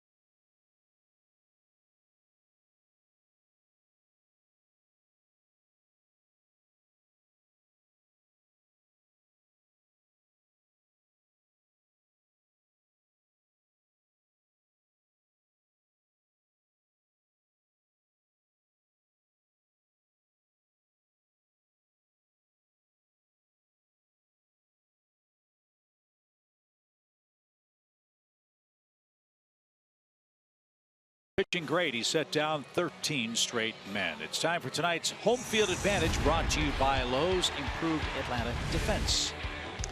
And it really has tightened up. The first 19 games when the Braves were 2-17, they were making an error a night, and it was pretty ugly. But they have definitely tightened it up. 7 errors over the last 14 games to help the pitchers out. So there's only 3 unearned runs in there and a little better record to go with it. Well, you can't pitch any better than Julio Teheran has been of late. Since that last out in the first inning, the Reds don't have a base runner. Teheran has set down 13 consecutive Cincinnati batters, and he has 6 strikeouts in the game. He's ahead of Joey Votto, leading off the 6th.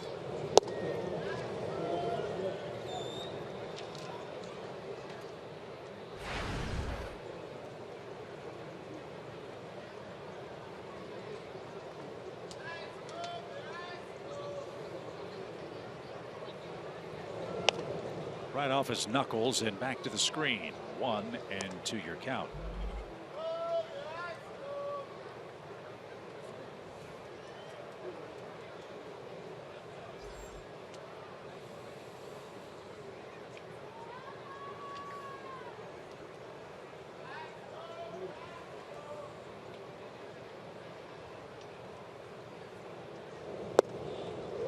Good try, just missed the corner.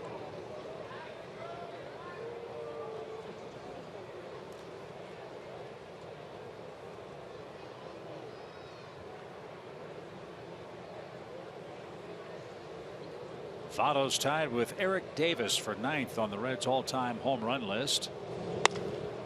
As this one's lifted high in the air toward left. Francoeur on the run, middle of the warning track, hauls it in. Boy, oh boy, did that ball jump. I thought he made a pretty good pitch. They wanted it in. Yeah, that ball went a lot further than it should have.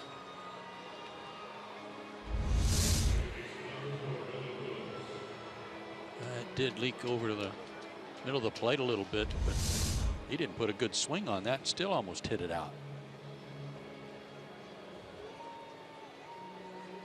So Brandon Phillips bats. He's singled and scored, and he's also flied out.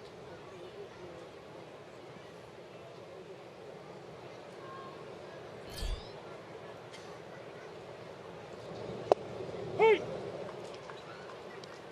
Reds got Brandon Phillips from the Indians in 2006 for right-handed pitcher Jeff Stevens. Phillips has given the Reds 3 National League All-Star worthy seasons. He's won 4 Gold Gloves, and he hits this one a ton to center. Malik's on the run, still going as far as he can. He's got it.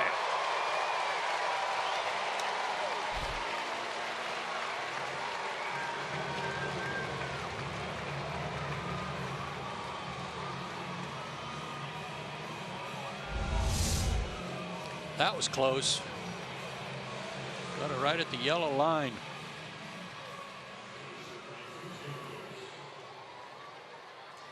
Did a nice job of running to a spot, turning around, picking the ball back up, and knowing he was going to make some contact with the wall.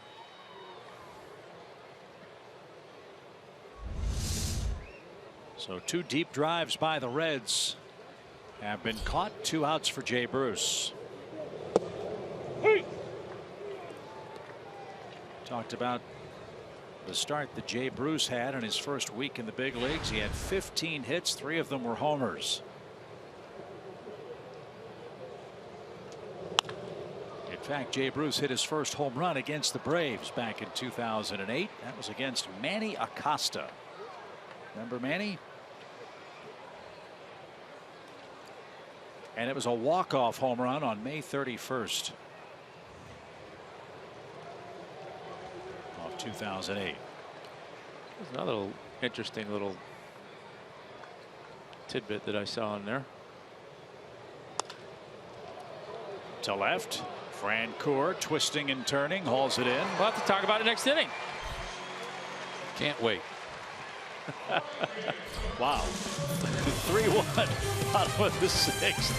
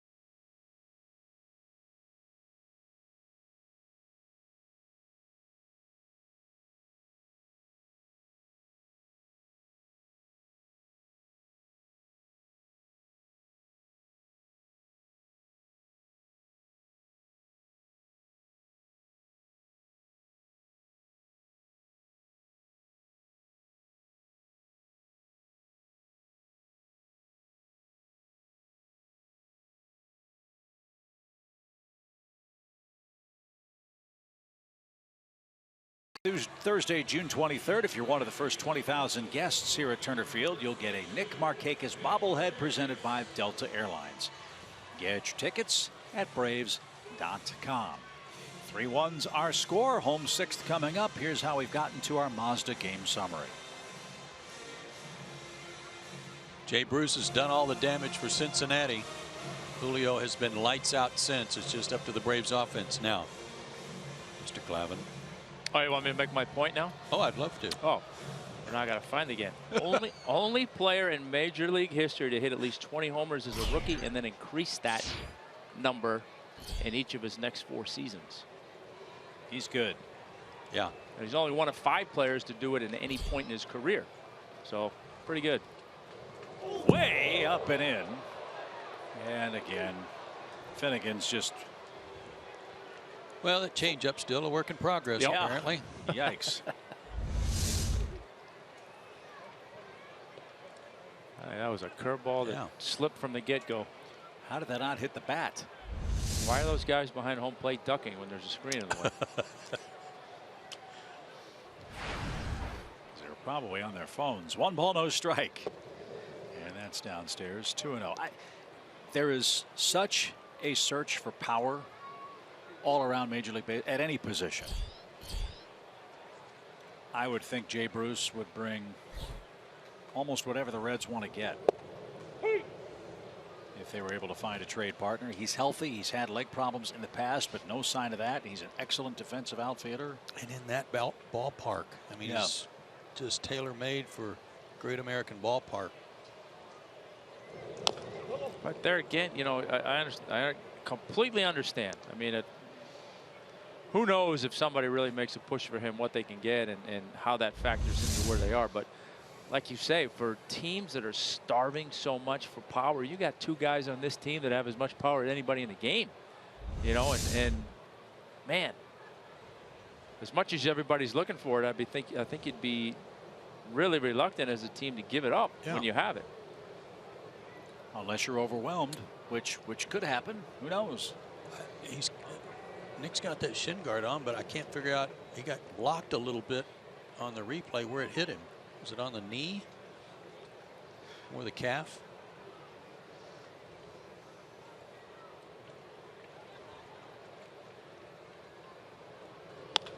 Fly ball right. Bruce on the run. Still going back. Warning track. He reaches up and makes the grab. Man, oh man, that's 4 straight outs at the wall. Yeah, it's summertime. Ball's starting to carry. A lot of nitrogen in the air tonight, too. After the rain. Good turn by Nick.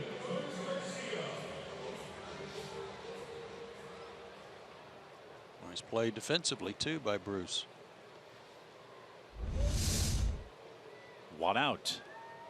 Garcia has singled and has scored the lone Braves run and takes a strike.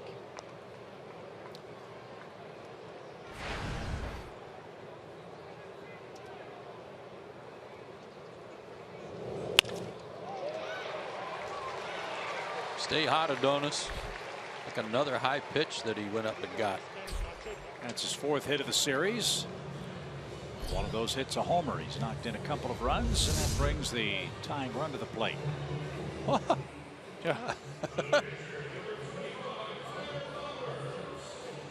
High and outside and laced. It has a changeup. Those are the ones that 9 out of 10 times guys swing at it and they can't do anything with it because it's so high, but barrel that one up. Frustrating night at the plate for Tyler Flowers. A couple of swinging strikeouts for the Braves catcher. And he's behind 0-1. A lot of good matchups around the big leagues tonight. Cubs and Washington, one of them.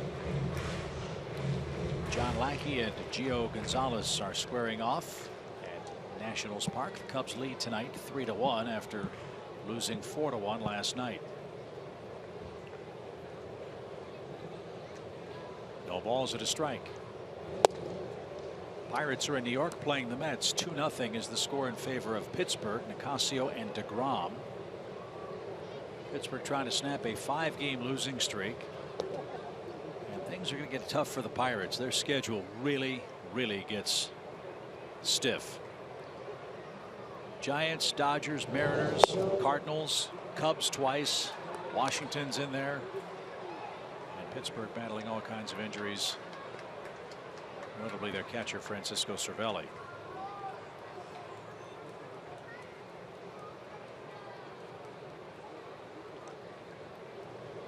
James Taillon throwing a no-hitter through 6 innings for the Pirates tonight. Swing and a miss. Flowers has the hat trick. 3 strikeouts. Well, his strikeouts are really piling up, Chip.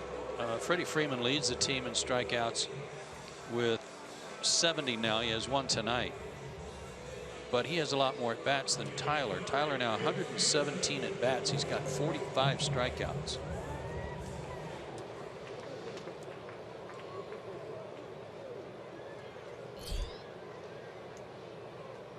So 2 are out. 5 strikeouts for Finnegan.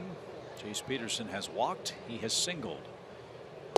We showed you Chase's good work since coming up from Gwinnett. He's been on base a lot.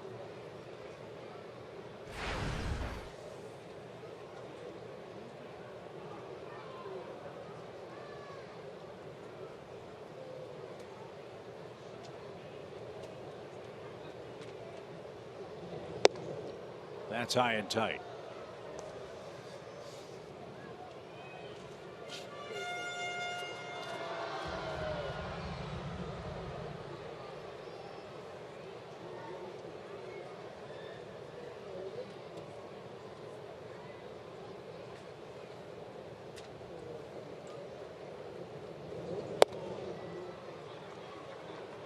Oh.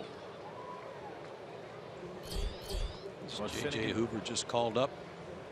Sorry, Joe. This is what Finnegan did when he saw Peterson in the first inning. Had 2 outs, walked him, got to Tehran. Hey. That one called a strike.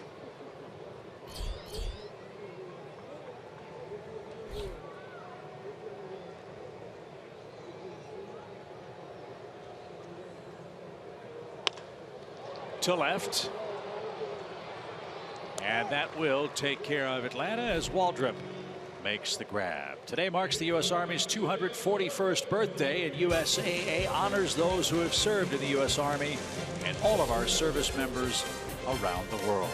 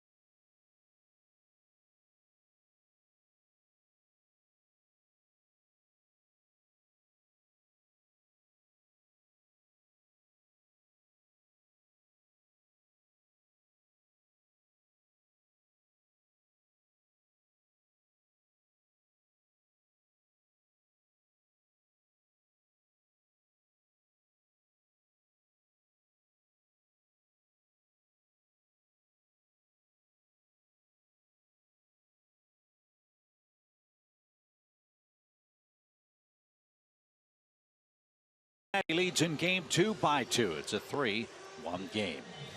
Fans, the Braves and Fox Sports South are again asking you to nominate and share stories of people who are going above and beyond to inspire you during Community Heroes Week, August 16th through the 19th.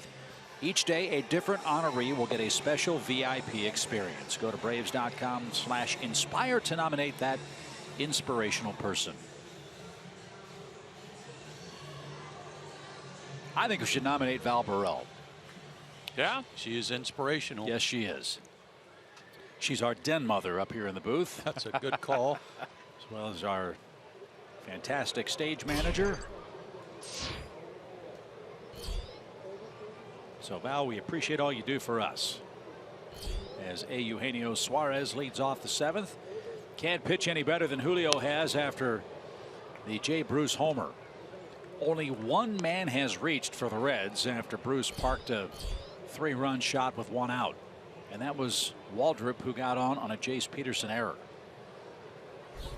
After that miscue at second, Teheran has set down 16 consecutive men. And so, while Julio's certainly pitching for himself and for the Braves, it's no secret that a lot of other teams have taken interest in maybe acquiring Julio Teheran. This is the kind of performance that I'm sure is having a lot of scouts say there's something there. Oh, you mentioned all the scouts that are here and probably watching Bruce, but there are many here that are watching this guy, Julio. 2 balls, 2 strikes.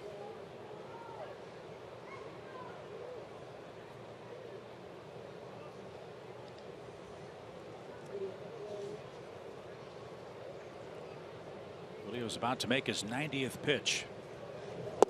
And it's a beauty. 17 straight set down. And remember, of those 90 pitches, fellas, 33 of them came in the first inning. Yeah. Been really economical since then. Good slider. Started out in the zone. Good finish. Good pitch. I know a couple of those guys that are here. A couple of those scouts are from first place teams. Baltimore and the Giants. Kyle Waldrop pops one to the left side and out of play for a strike.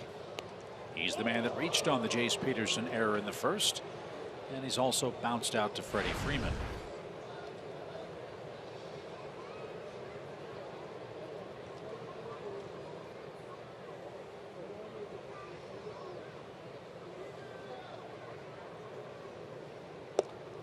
Mentioned Ichiro earlier tonight. He and the Marlins are in San Diego later. Ichiro is 23 hits away from 3,000 now.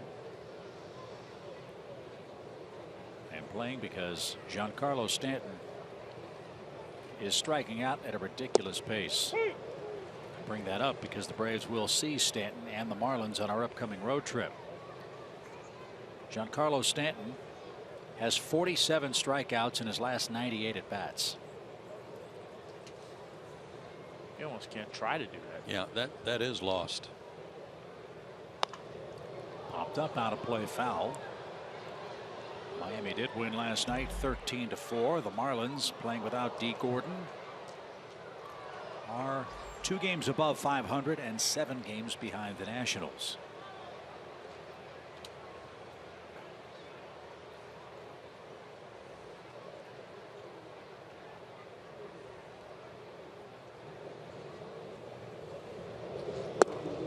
Good try.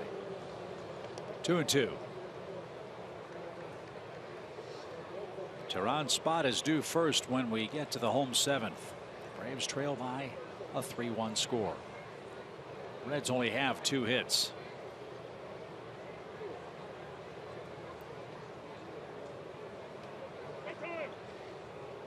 And they came back to back in the first inning.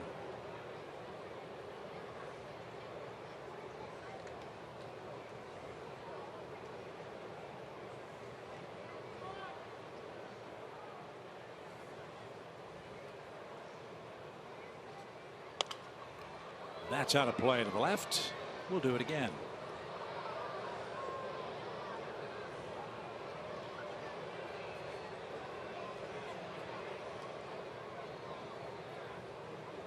The problem for Brian Snitker wanting to leave Julio in when he leads off the next inning is that the Braves need runs. They need some offense. And running out of outs. That's golf down the right field line. Will the ballpark hold it? It will. It's off the top of the fence. And Waldrop will stand at second with a line drive double, the first Reds hit since the first inning. And that ball jumped. Yeah, it was kind of the classic down and in left-handed, get the head out and hook it.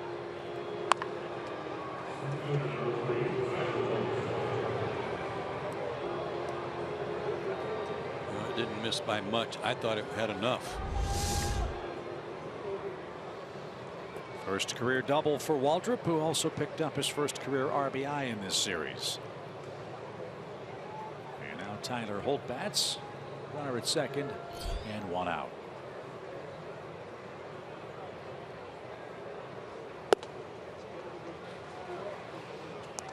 Braves pen has begun to work. Julio has pitched a terrific game. If you had told me he'd be working into the seventh after throwing 33 pitches in the first, I'd have said no chance. Especially with 98 pitches, 99 coming.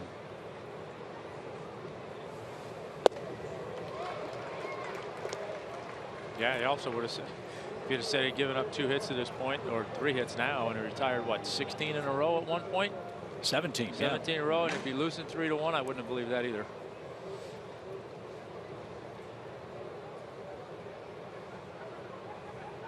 One ball, one strike.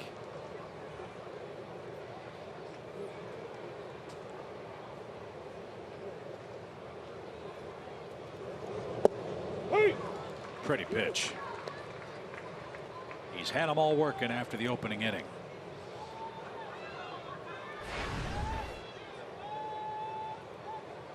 Got him on that rocking horse. He chased one, might have been off the plate, and Holt kind of made up his mind. I'm not chasing that pitch again, and then he threw it for a strike.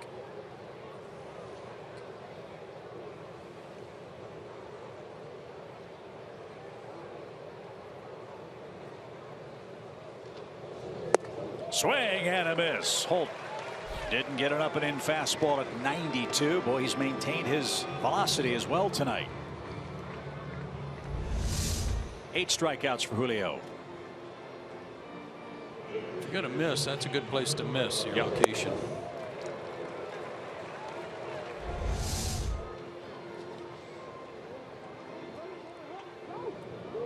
Back-to-back starts with 8 strikeouts for Tehran. His season high is 12. That came against Milwaukee.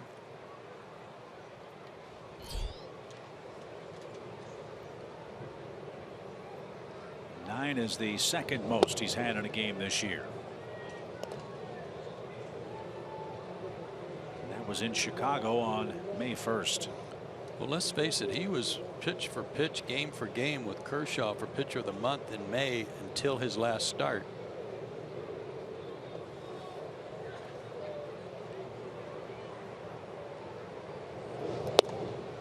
And in that start against Miami, he got beat 7-3. He went into the 6th inning and gave up just 3 runs.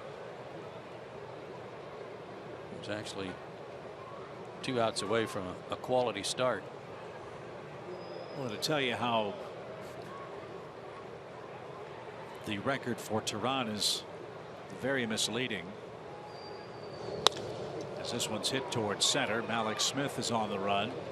There are 72 pitchers this year with a higher ERA than Tehran, but more wins, and only 4 of those pitchers' ERAs are below 3.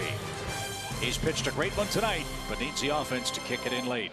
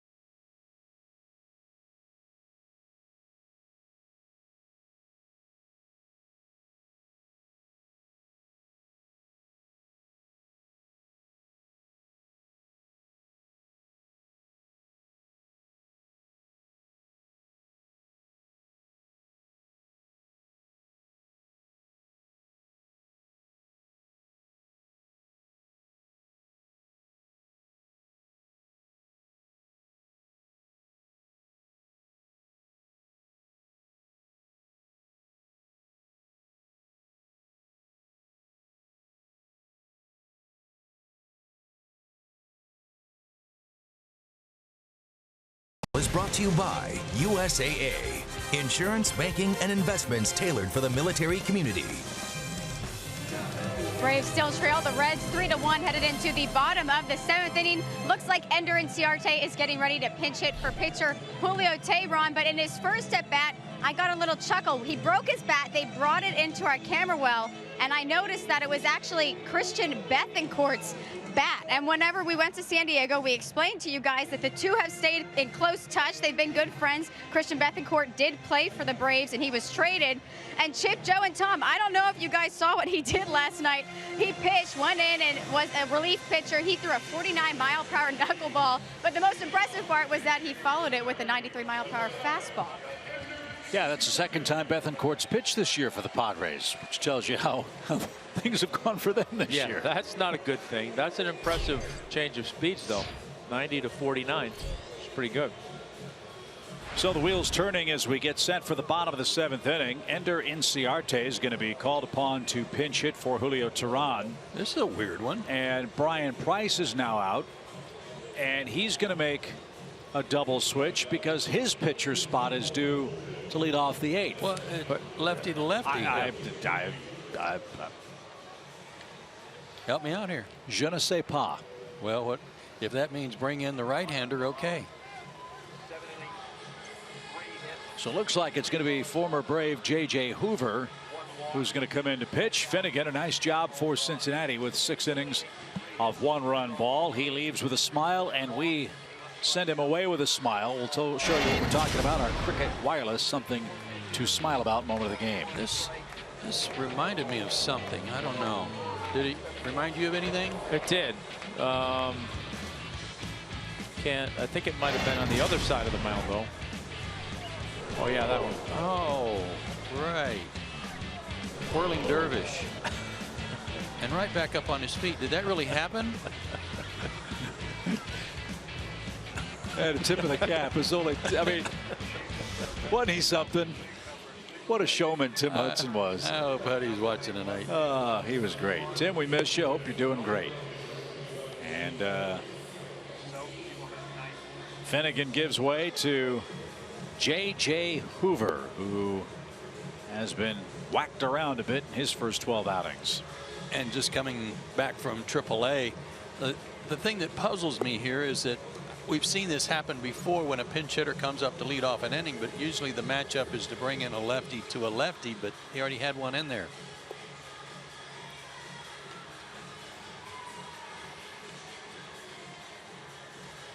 And it's Steve Selski who's going to take over in left field. He's another center fielder for Cincinnati. In fact, he's played out there some in place of Billy Hamilton, too. So double switch for the Reds. Selski bats 9th. Hoover will bat 7th.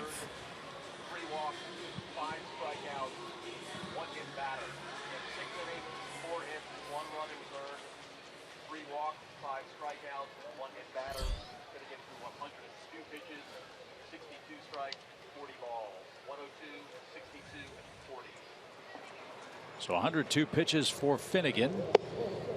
And he goes 6 innings, 4 hits, 1 run. Julio Teheran, 7 innings, 3 hits, 3 runs, 8 strikeouts. The 3-run homer for Jay Bruce in the first. To this point has been too deep a hole for the Braves to dig out of. Bouncing ball. Hoover deflects it, catches it, and throws a strike to first for out number 1. I had Argyle look it up, Joe. We talked about keeping the ball in the ballpark for Julio and how important that would be for him tonight. In his last 4 starts, Julio Teheran has surrendered only 11 runs. Of those 11 runs, 10 have been the result of a home run. Yeah.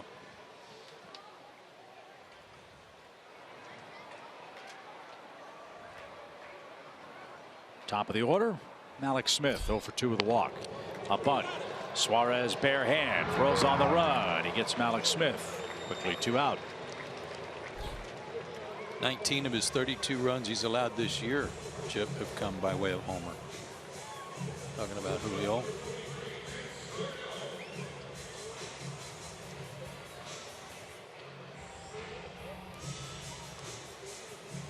So 2 quick outs. Here's Chase Darno. He's walked, struck out, and grounded out.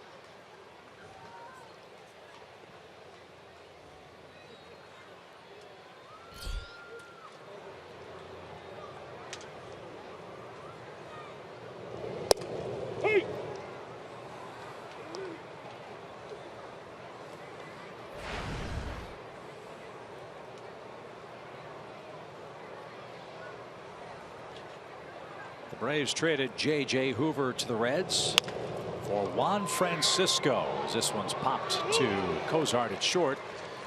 And J.J. Hoover is back in the big leagues, and he just worked a perfect bottom of the 7th.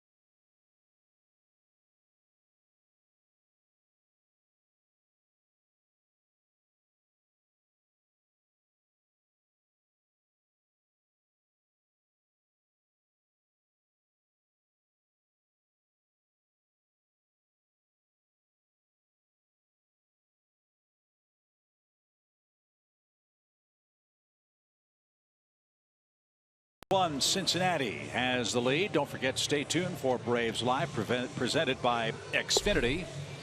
Jerome Jurinovich and Matt Diaz will have our post-game duties tonight.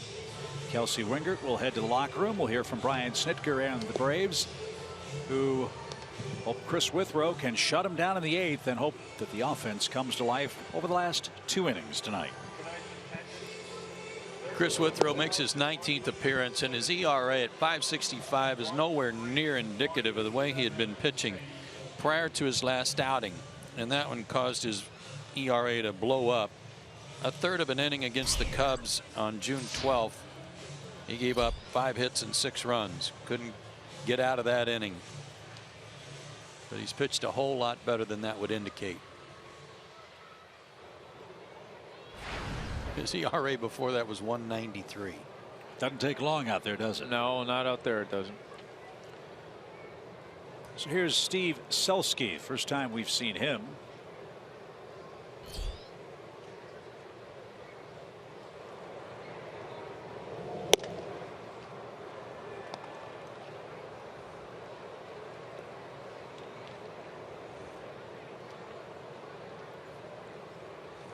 Third rounder.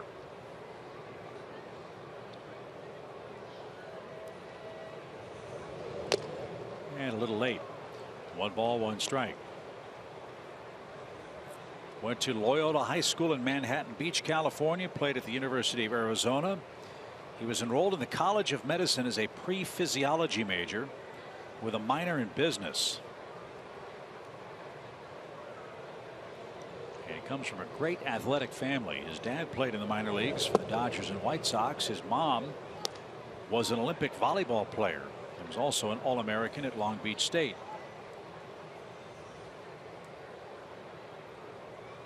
Manhattan Beach wouldn't be a bad place to go to high school.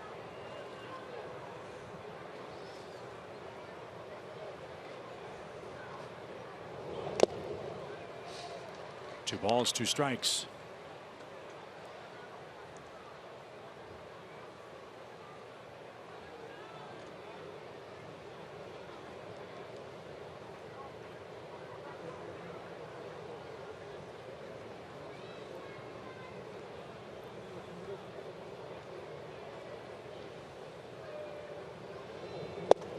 He was a little late at 94 miles an hour. Withrow retires the first man he sees. The Braves have struck out 9 Reds hitters tonight. 1 man down.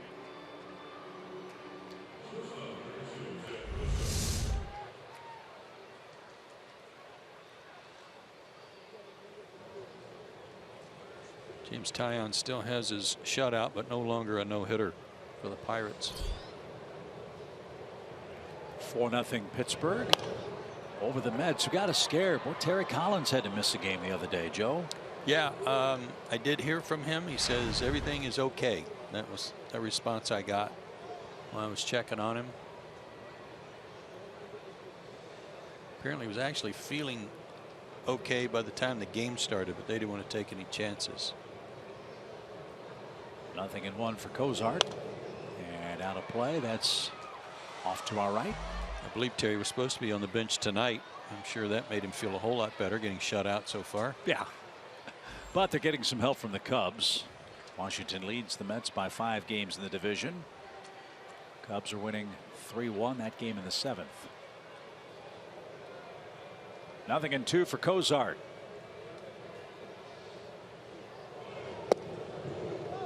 Houston 3, St. Louis 1.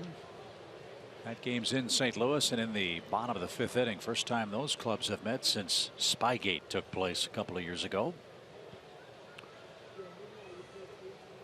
Rockies over the Yankees 1-0 at Coors Field. Nate Eovaldi pitching for New York tonight. Fly ball lifted toward left. Francoeur is there. He's got it. 2 outs. And here's Votto.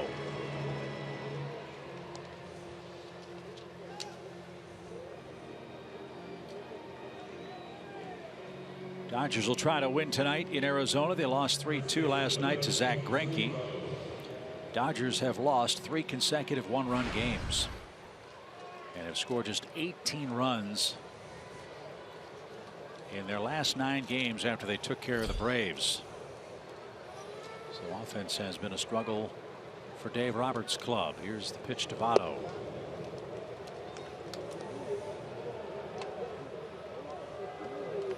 Milwaukee's in San Francisco tonight. Matt Garza and Madison Bumgarner.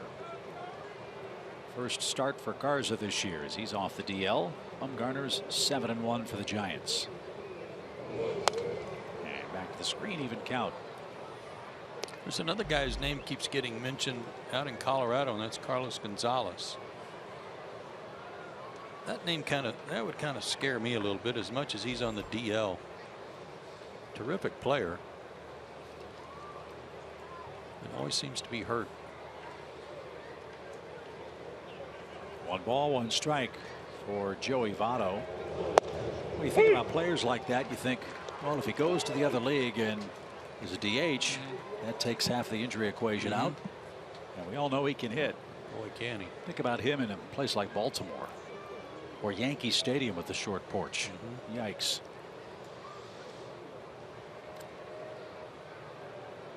Trade deadline is August 1st this year, not July 31st.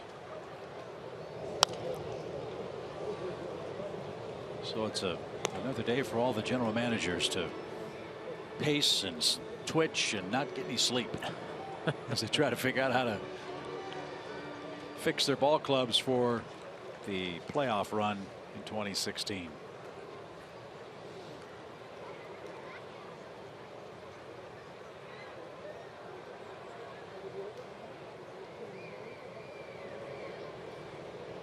One ball, 2 strikes. Oh, just missed. If Votto doesn't swing, it's a ball. It must be a ball. Right.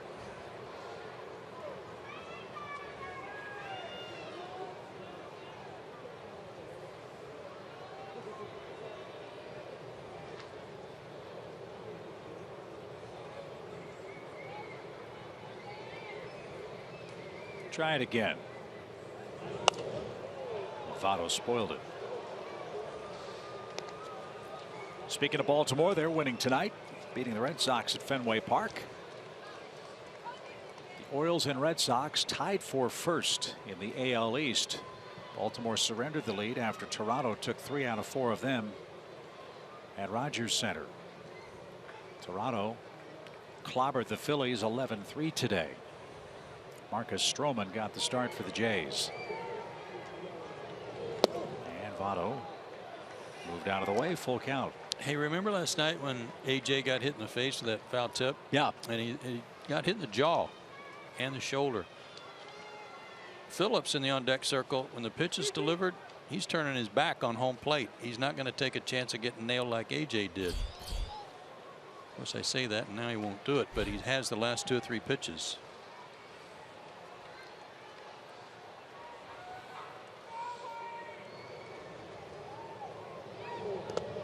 And Votto walks again. Second time Votto has taken a free pass tonight. And here's Brandon Phillips. Is AJ all right after that shot? He was a little sore, but I think he's okay. He said, thank goodness I was paying attention and watching. Young fans might not remember the name Juan Encarnacion, but he was a terrific outfielder with the St. Louis Cardinals, and he was hit in the eye, I believe it was in Houston, when he was standing in the on-deck circle, and I don't think he ever played in the major leagues again. I don't think he did. Fractures and surgeries and all that. Just a horrible scene. So AJ certainly was lucky last night. And Phillips down a strike. It's 0-1.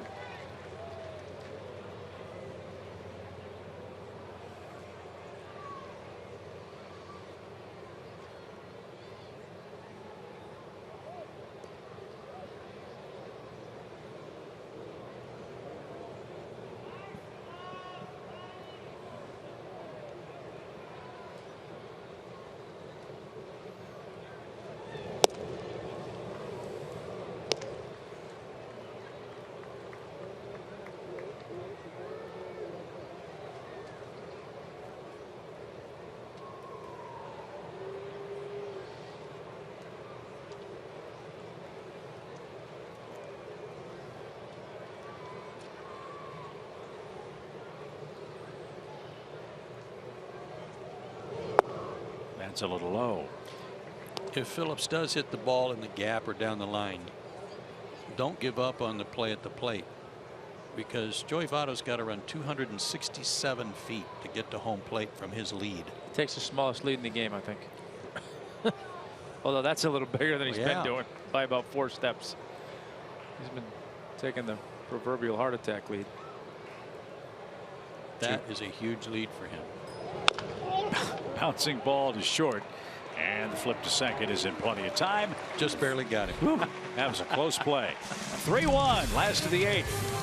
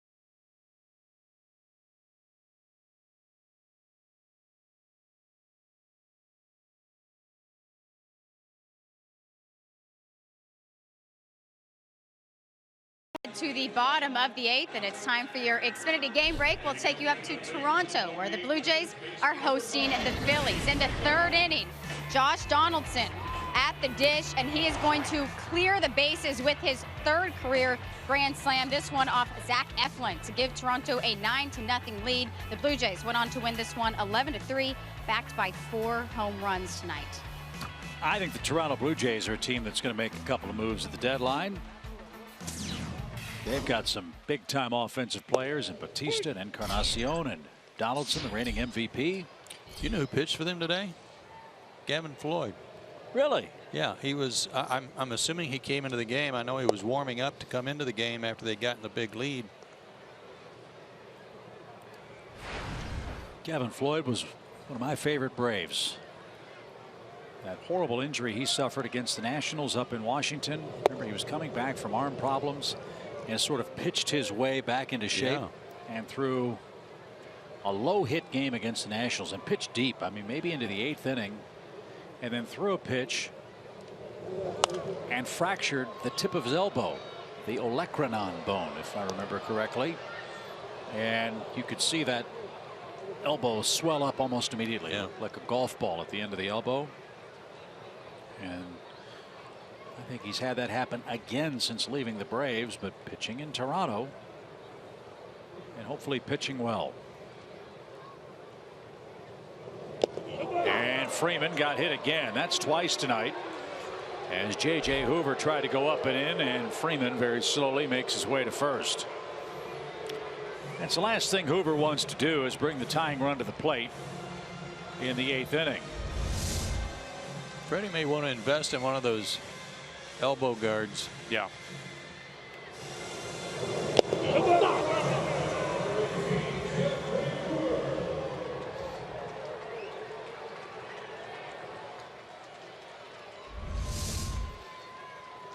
Reds have hit Freeman a lot. Braves first baseman has 3 games where he's been hit by a pitch twice. 2 of them have come against the Reds. Well, they're obviously trying to pitch him in, tie him up, but not doing a very good job of staying in the zone. Double play ball. Cozart to Phillips 1. There's the turn, and the bases are empty in the Atlanta 8th. Tell you what, I haven't seen Brandon Phillips play a ton in person, but I can't think that there's too many other guys playing second base that play it as under control and calm and cool as he does. When you are There's mentioned no rush. in the same sentence as Joe Morgan, yeah, that's saying something. As we told you, 4 Rawlings Gold Glove awards. Joe Morgan won 5 of them. And he's been a finalist in 2012, 14, and 15. During a 5-year stretch, he was rated by National League managers as the best second baseman in the National League. And then you move to the offensive side of things for Phillips. More hits than Joe Morgan by 500. More doubles than Joe Morgan. More homers than Joe Morgan. More RBIs than Joe Morgan as a Red. Fly ball center. That's going to curl out towards Selsky and left, and that'll take care of the Braves in the 8th inning. J.J. Hoover has 2 scoreless innings under his belt, and we head to the 9th.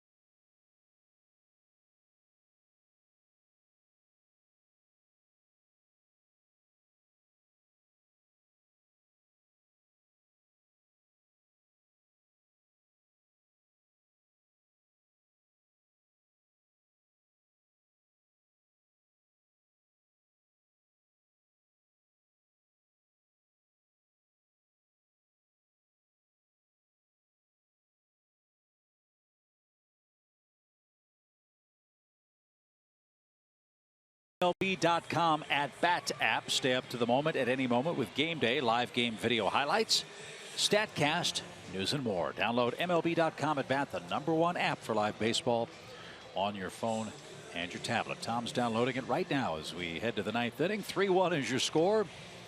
And it's time for our Toyota Key play of the game. It was Jay Bruce who got things going for the Reds in the very first inning tonight. An out, then a walk, then a single, and then a slider that had the middle of the plate, and it was 3-0 for Jay Bruce. His second career homer off of Julio and his 15th this year, and he's up to 49 RBIs. And he's up to face Hunter Cervenka, the third Braves pitcher tonight. Teheran went 7, allowed 3 hits, with throw an inning with a walk and a strikeout. And now Hunter Cervenka is on for his 29th outing. Hunter's been a nice find for the Braves. Done good work out of the bullpen. He also worked on the 12th inning in 2/3, 2 hits, and 3 strikeouts. Haven't followed the Braves all summer. Hunter Cervenka has set a record to begin his career, 15 consecutive scoreless outings. That's the longest consecutive scoreless streak to begin a career by a Braves pitcher in Atlanta franchise history.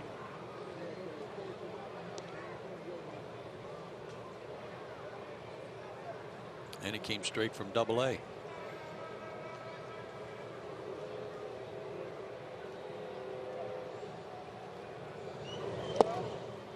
One ball, 1 strike. Game 3 in Atlanta tomorrow night.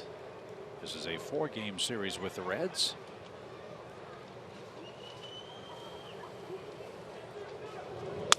Broken bat, roller out to second. Jace has it.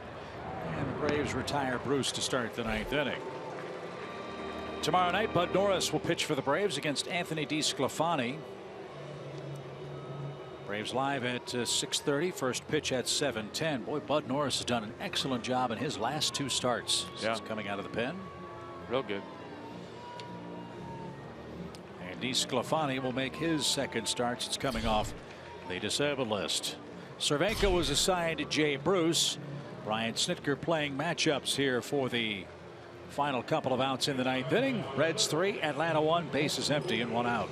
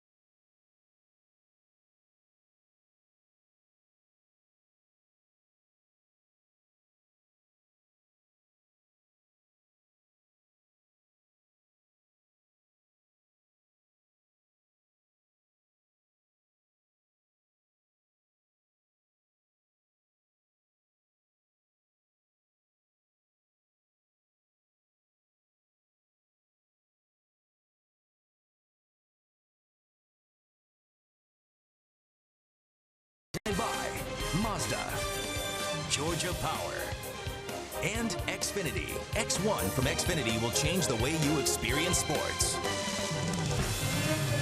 That is not the bullpen gate for Atlanta, but it has been used quite often. It's been used 3 times tonight, and we'll tell you about Alexi Ogando's year. It's been a good one. His 31st outing this year. Almost a strikeout per inning pitch, but his strikeouts to walk ratio could improve a little bit. but he has worked a lot. As has the Braves bullpen.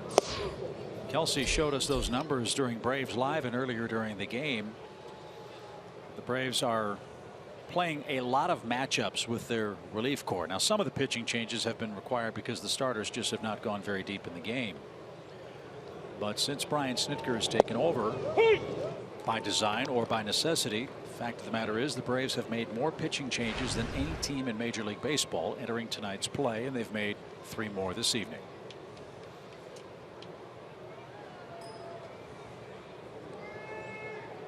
One ball, one strike for Suarez, and that's popped up foul and into the seats. It's 1-2. And the concern about those pitching changes is we're entering the real hot part of the summer. So how are those guys going to hold up? Not only just by the action they have in game, but getting up and getting loose. We shall see. Ogando Sharp gets his first man to swing and miss. 2 up, 2 down in the 9th. And here's Waldrop. Well, as we've seen, Chip, anytime someone when the bullpen's been taxed a little bit and they keep rotating guys, whether it's Ryan Weber, John Gant on his multiple trips up and down, or anyone else, it's in an effort to try to keep one fresh arm down there. And it won't be Waldrop. The Reds are going to go to their bench, and it's Adam Duvall.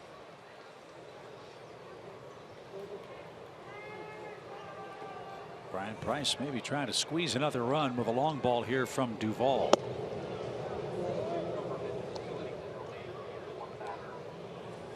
Two innings of hitless relief for J.J. Hoover. He did hit a batter.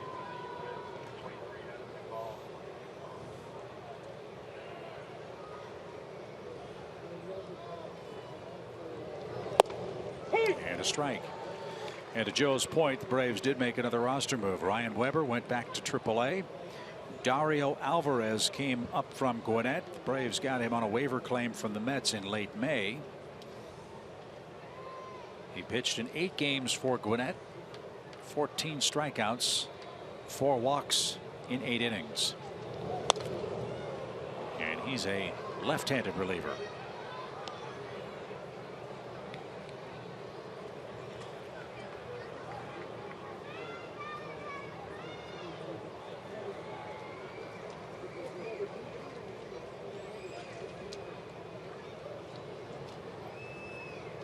One ball, 2 strikes.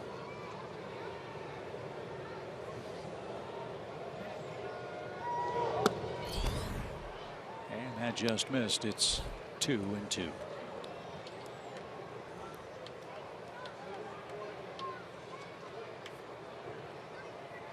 Despite all their pitching woes, the Reds are playing good ball. They're trying to win their 11th game in 17 tries. They got 6 innings from Brandon Finnegan tonight. He allowed only 1 run on 4 hits.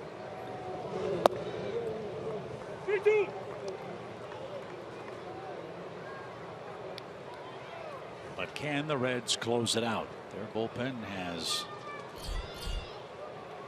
shall we say,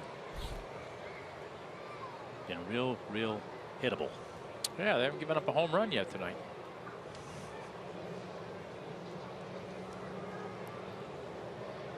Three and 2. And that's low. Flowers thought he had him struck out, but it was below the knees, I suppose. A 2-out free pass. Don't often see Tyler Flowers do this. That's a good pitch. Yes, it is.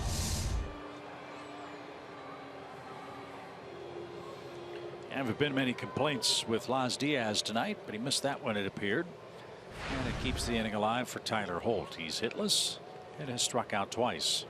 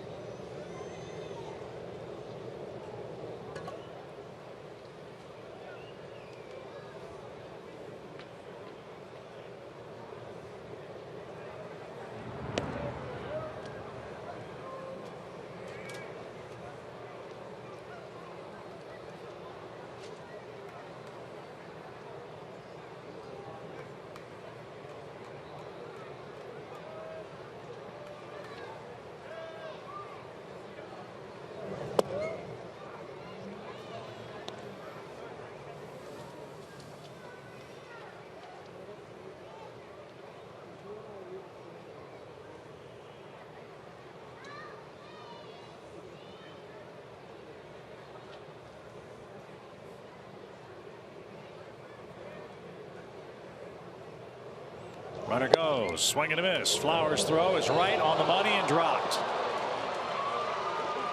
And Jace Peterson comes away shaking his glove hand.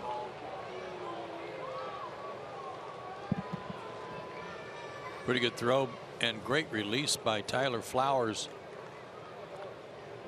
Hope that's not the thumb that Jace had to wrestle with the second half of the season.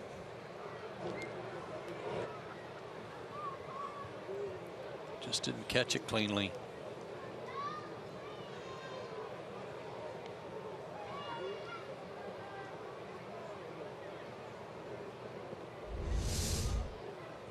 So a hit by Holt could score a fourth Cincinnati run. 1 ball, 1 strike.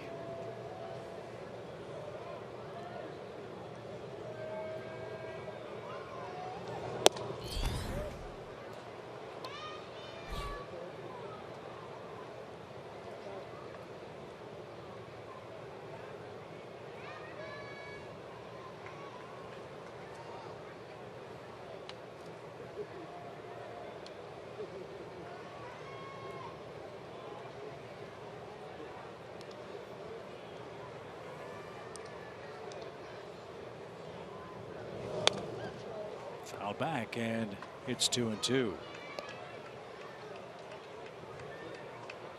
Pitchers of record tonight are Finnegan for the Reds, Teheran for the Braves. The Reds did not win a single game started by Finnegan in the month of May. They were 0-6.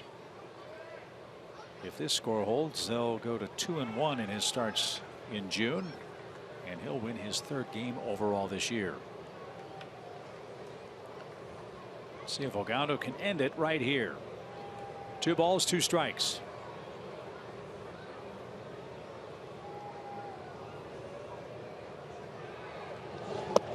Nope.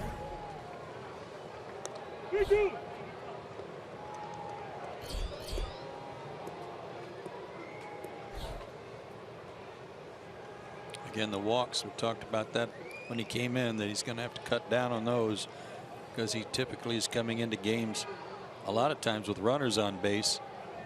In this particular case, it was just to try to hold a team so the offense might have a chance in the bottom of the 9th. Little tapper out to second. Jace fumbles that, and all hands are safe.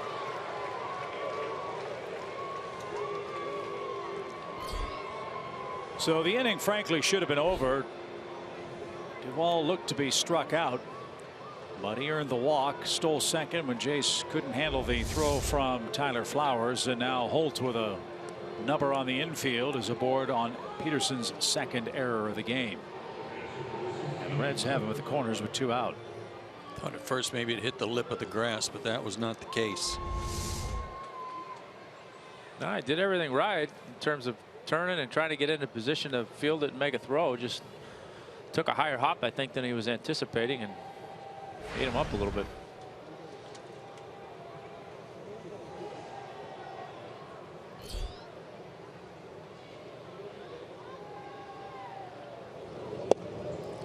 Ball 1 to Tucker Barnhart, the 25-year-old catcher of the Reds.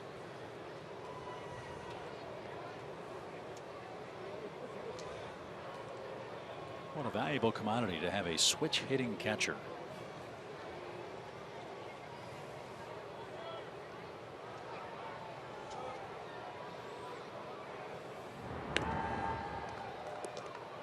First National League final is in tonight. The Pirates did shut out the Mets 4-0 was the final at Citi Field. That's where we will head after this series with the Reds. Braves have a weekend date with New York.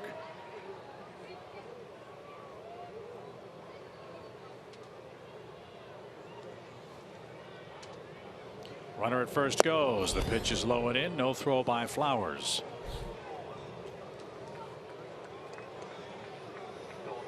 A stolen base, and the count 2-0. Only switch hitting catcher I can think of since I've been here for the Braves was Damon Berryhill. Wasn't he a switch? I believe so. But Damon? Yeah. Yeah, I think he was. Yeah, he was a switch hitter. 2 balls, no strikes. And a ground ball to second. Jace has that one. And the throw to first. Johnny Estrada. That's right. Johnny Estrada. Bottom of the ninth, 3-1.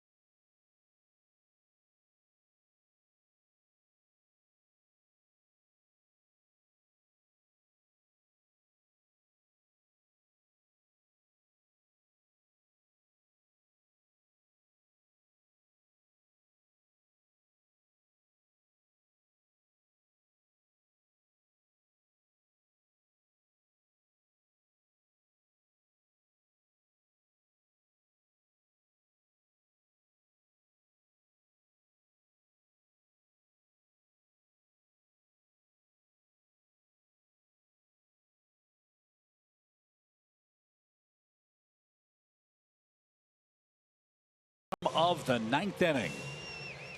The Braves will induct John Schuerholz and Andrew Jones into the Braves Hall of Fame at a luncheon on Friday, August 19th. Make sure you get your tickets before they're all gone.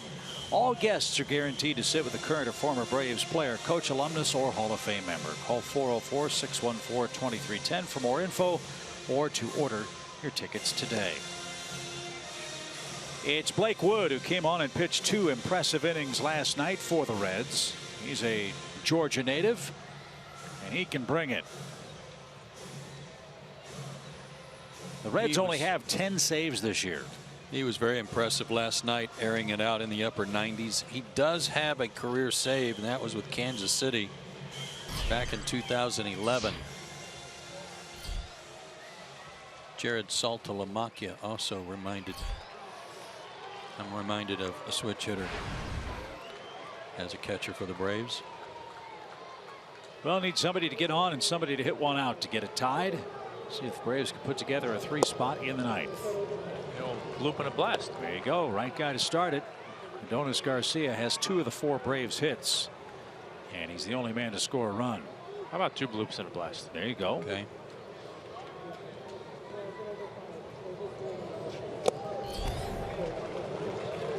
And the blast part is something well known to the Reds bullpen core. Their relief pitchers have a .643 collective earned run average, and they've given up a whopping 48 home runs.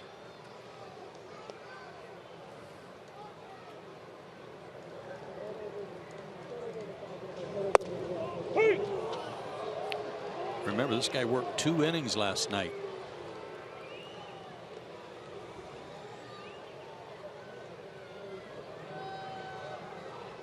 But perhaps a sign of things to come for their bullpen, him at the end. Remember, Iglesias and Lorenzen could be back when they get home from Houston and Texas.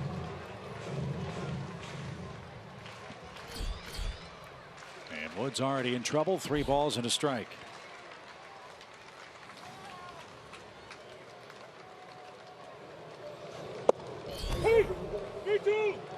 Full count.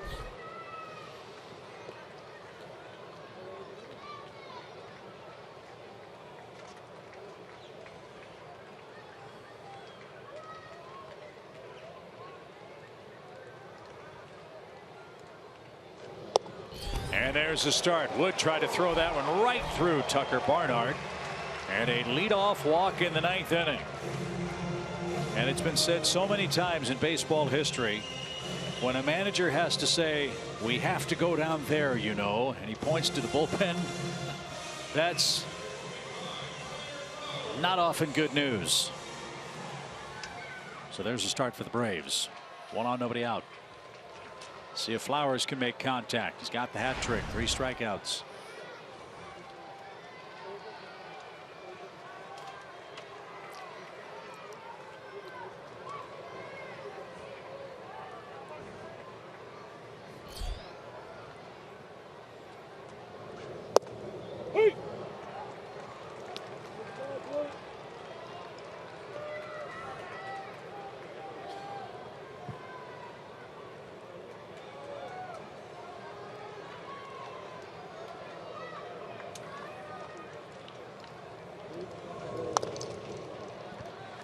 When you're going through what Tyler's going through, this is the count you have almost every time up, it seems. 0-2. Well, the guys are making pitches on you, and you can't figure out why they're making perfect pitches on you every time up there. But that's been the case. So if they can get him to chase here with a slider.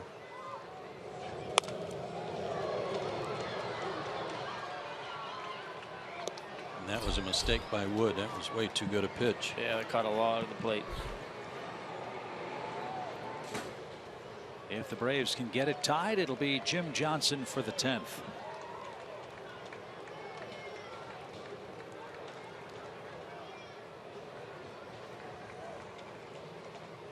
Ten o'clock and an 0-2 pitch.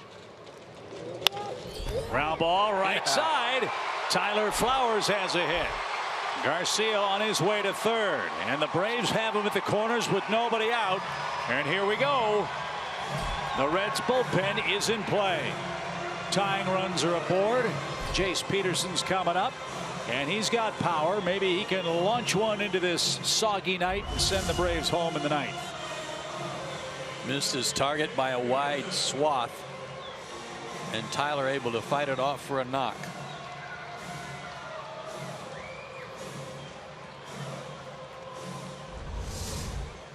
Adonis has had a good night again, avoiding that ground ball, and he's at third base. He's reached 3 more times in the game. He's scored a run. He's 90 feet away from Peterson. Jays just think the bases are loaded. First and third, nobody out. Way high, 1 ball, no strikes.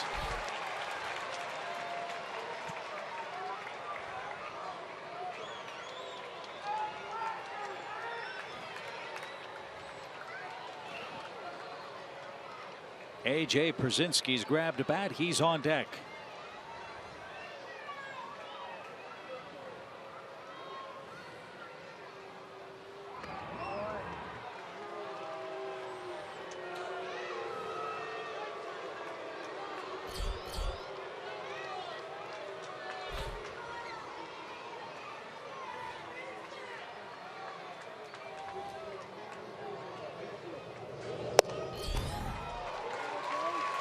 Two balls, no strikes.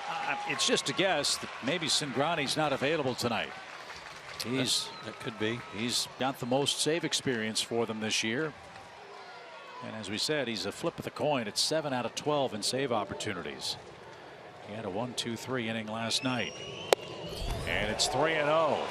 This guy, his build and everything reminds me of Papelbon, who, by the way, went on the disabled list today for the Nationals. This guy's really spinning out of his delivery, isn't he, Tom? Big time. Trying to overpower the ball too much.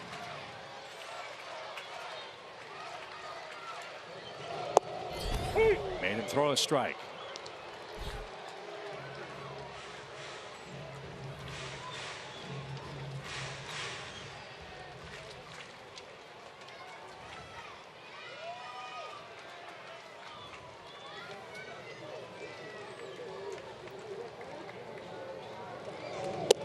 Ball 4. The bases are loaded with nobody out in the bottom of the 9th inning in a 2-run game.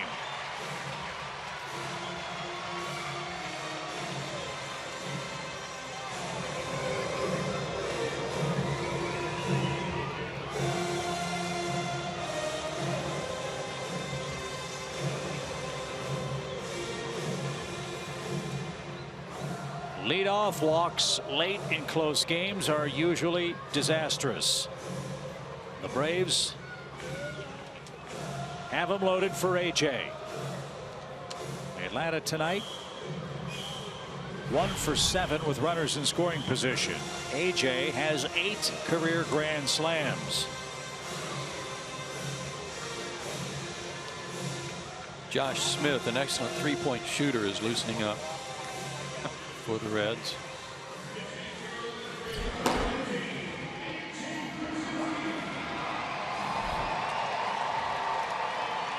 So it's there for the taking. We'll see if the Braves can take it. AJ's been hitting a lot of balls to left. See if he can turn on one and hit one into the corner. You've got good speed aboard. The pitch is caught on and fouled straight back at 97 miles an hour. I love that he went up there aggressive, knowing that he's already walked a couple of guys, wanted to get ahead in the count, got a fastball to hit and just missed it. Garcia, Flowers, and Peterson, the Braves runners.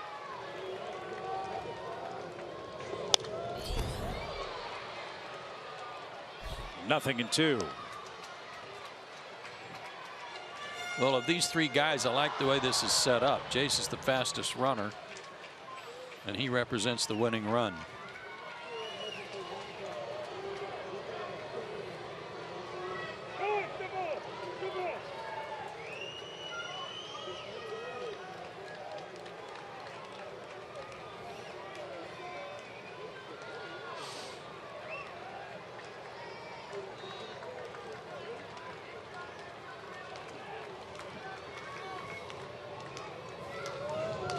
Swing and a miss. So after the meeting on the mound, Wood comes back and throws 3 straight strikes to get AJ Pierzynski. Bases loaded, 1 out from Alex Smith.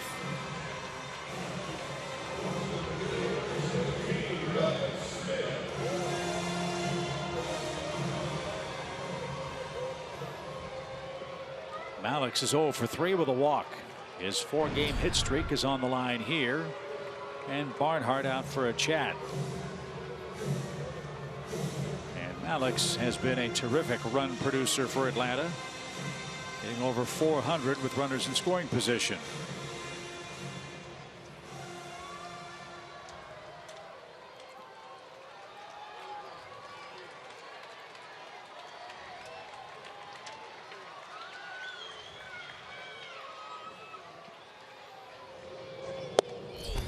No place to put Smith as that one missed high. 1 ball, no strikes. I know they're trying to defend against losing the lead, but their outfield, especially Holton center, is very shallow. If there's a ball hitting the gap, Braves are going to win the game because they're not going to be able to get over there and cut it off.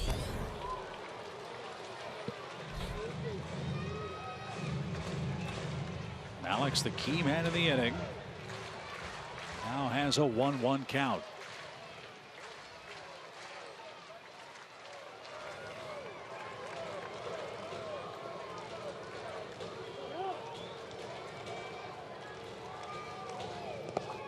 Good stop by Barnhart.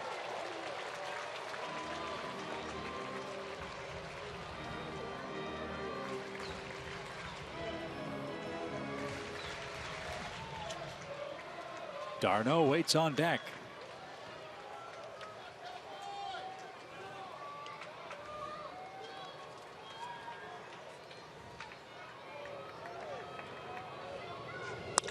Ground ball to short. Cozart to Phillips, 1 on to first, a double play. The Reds load the bases with nobody out the 9th, and the Braves cannot break through. After a pep talk, Wood gets a strikeout and a double play, and Cincinnati beats the Braves for the 2nd straight game. Tonight's final is 3-1. Wow.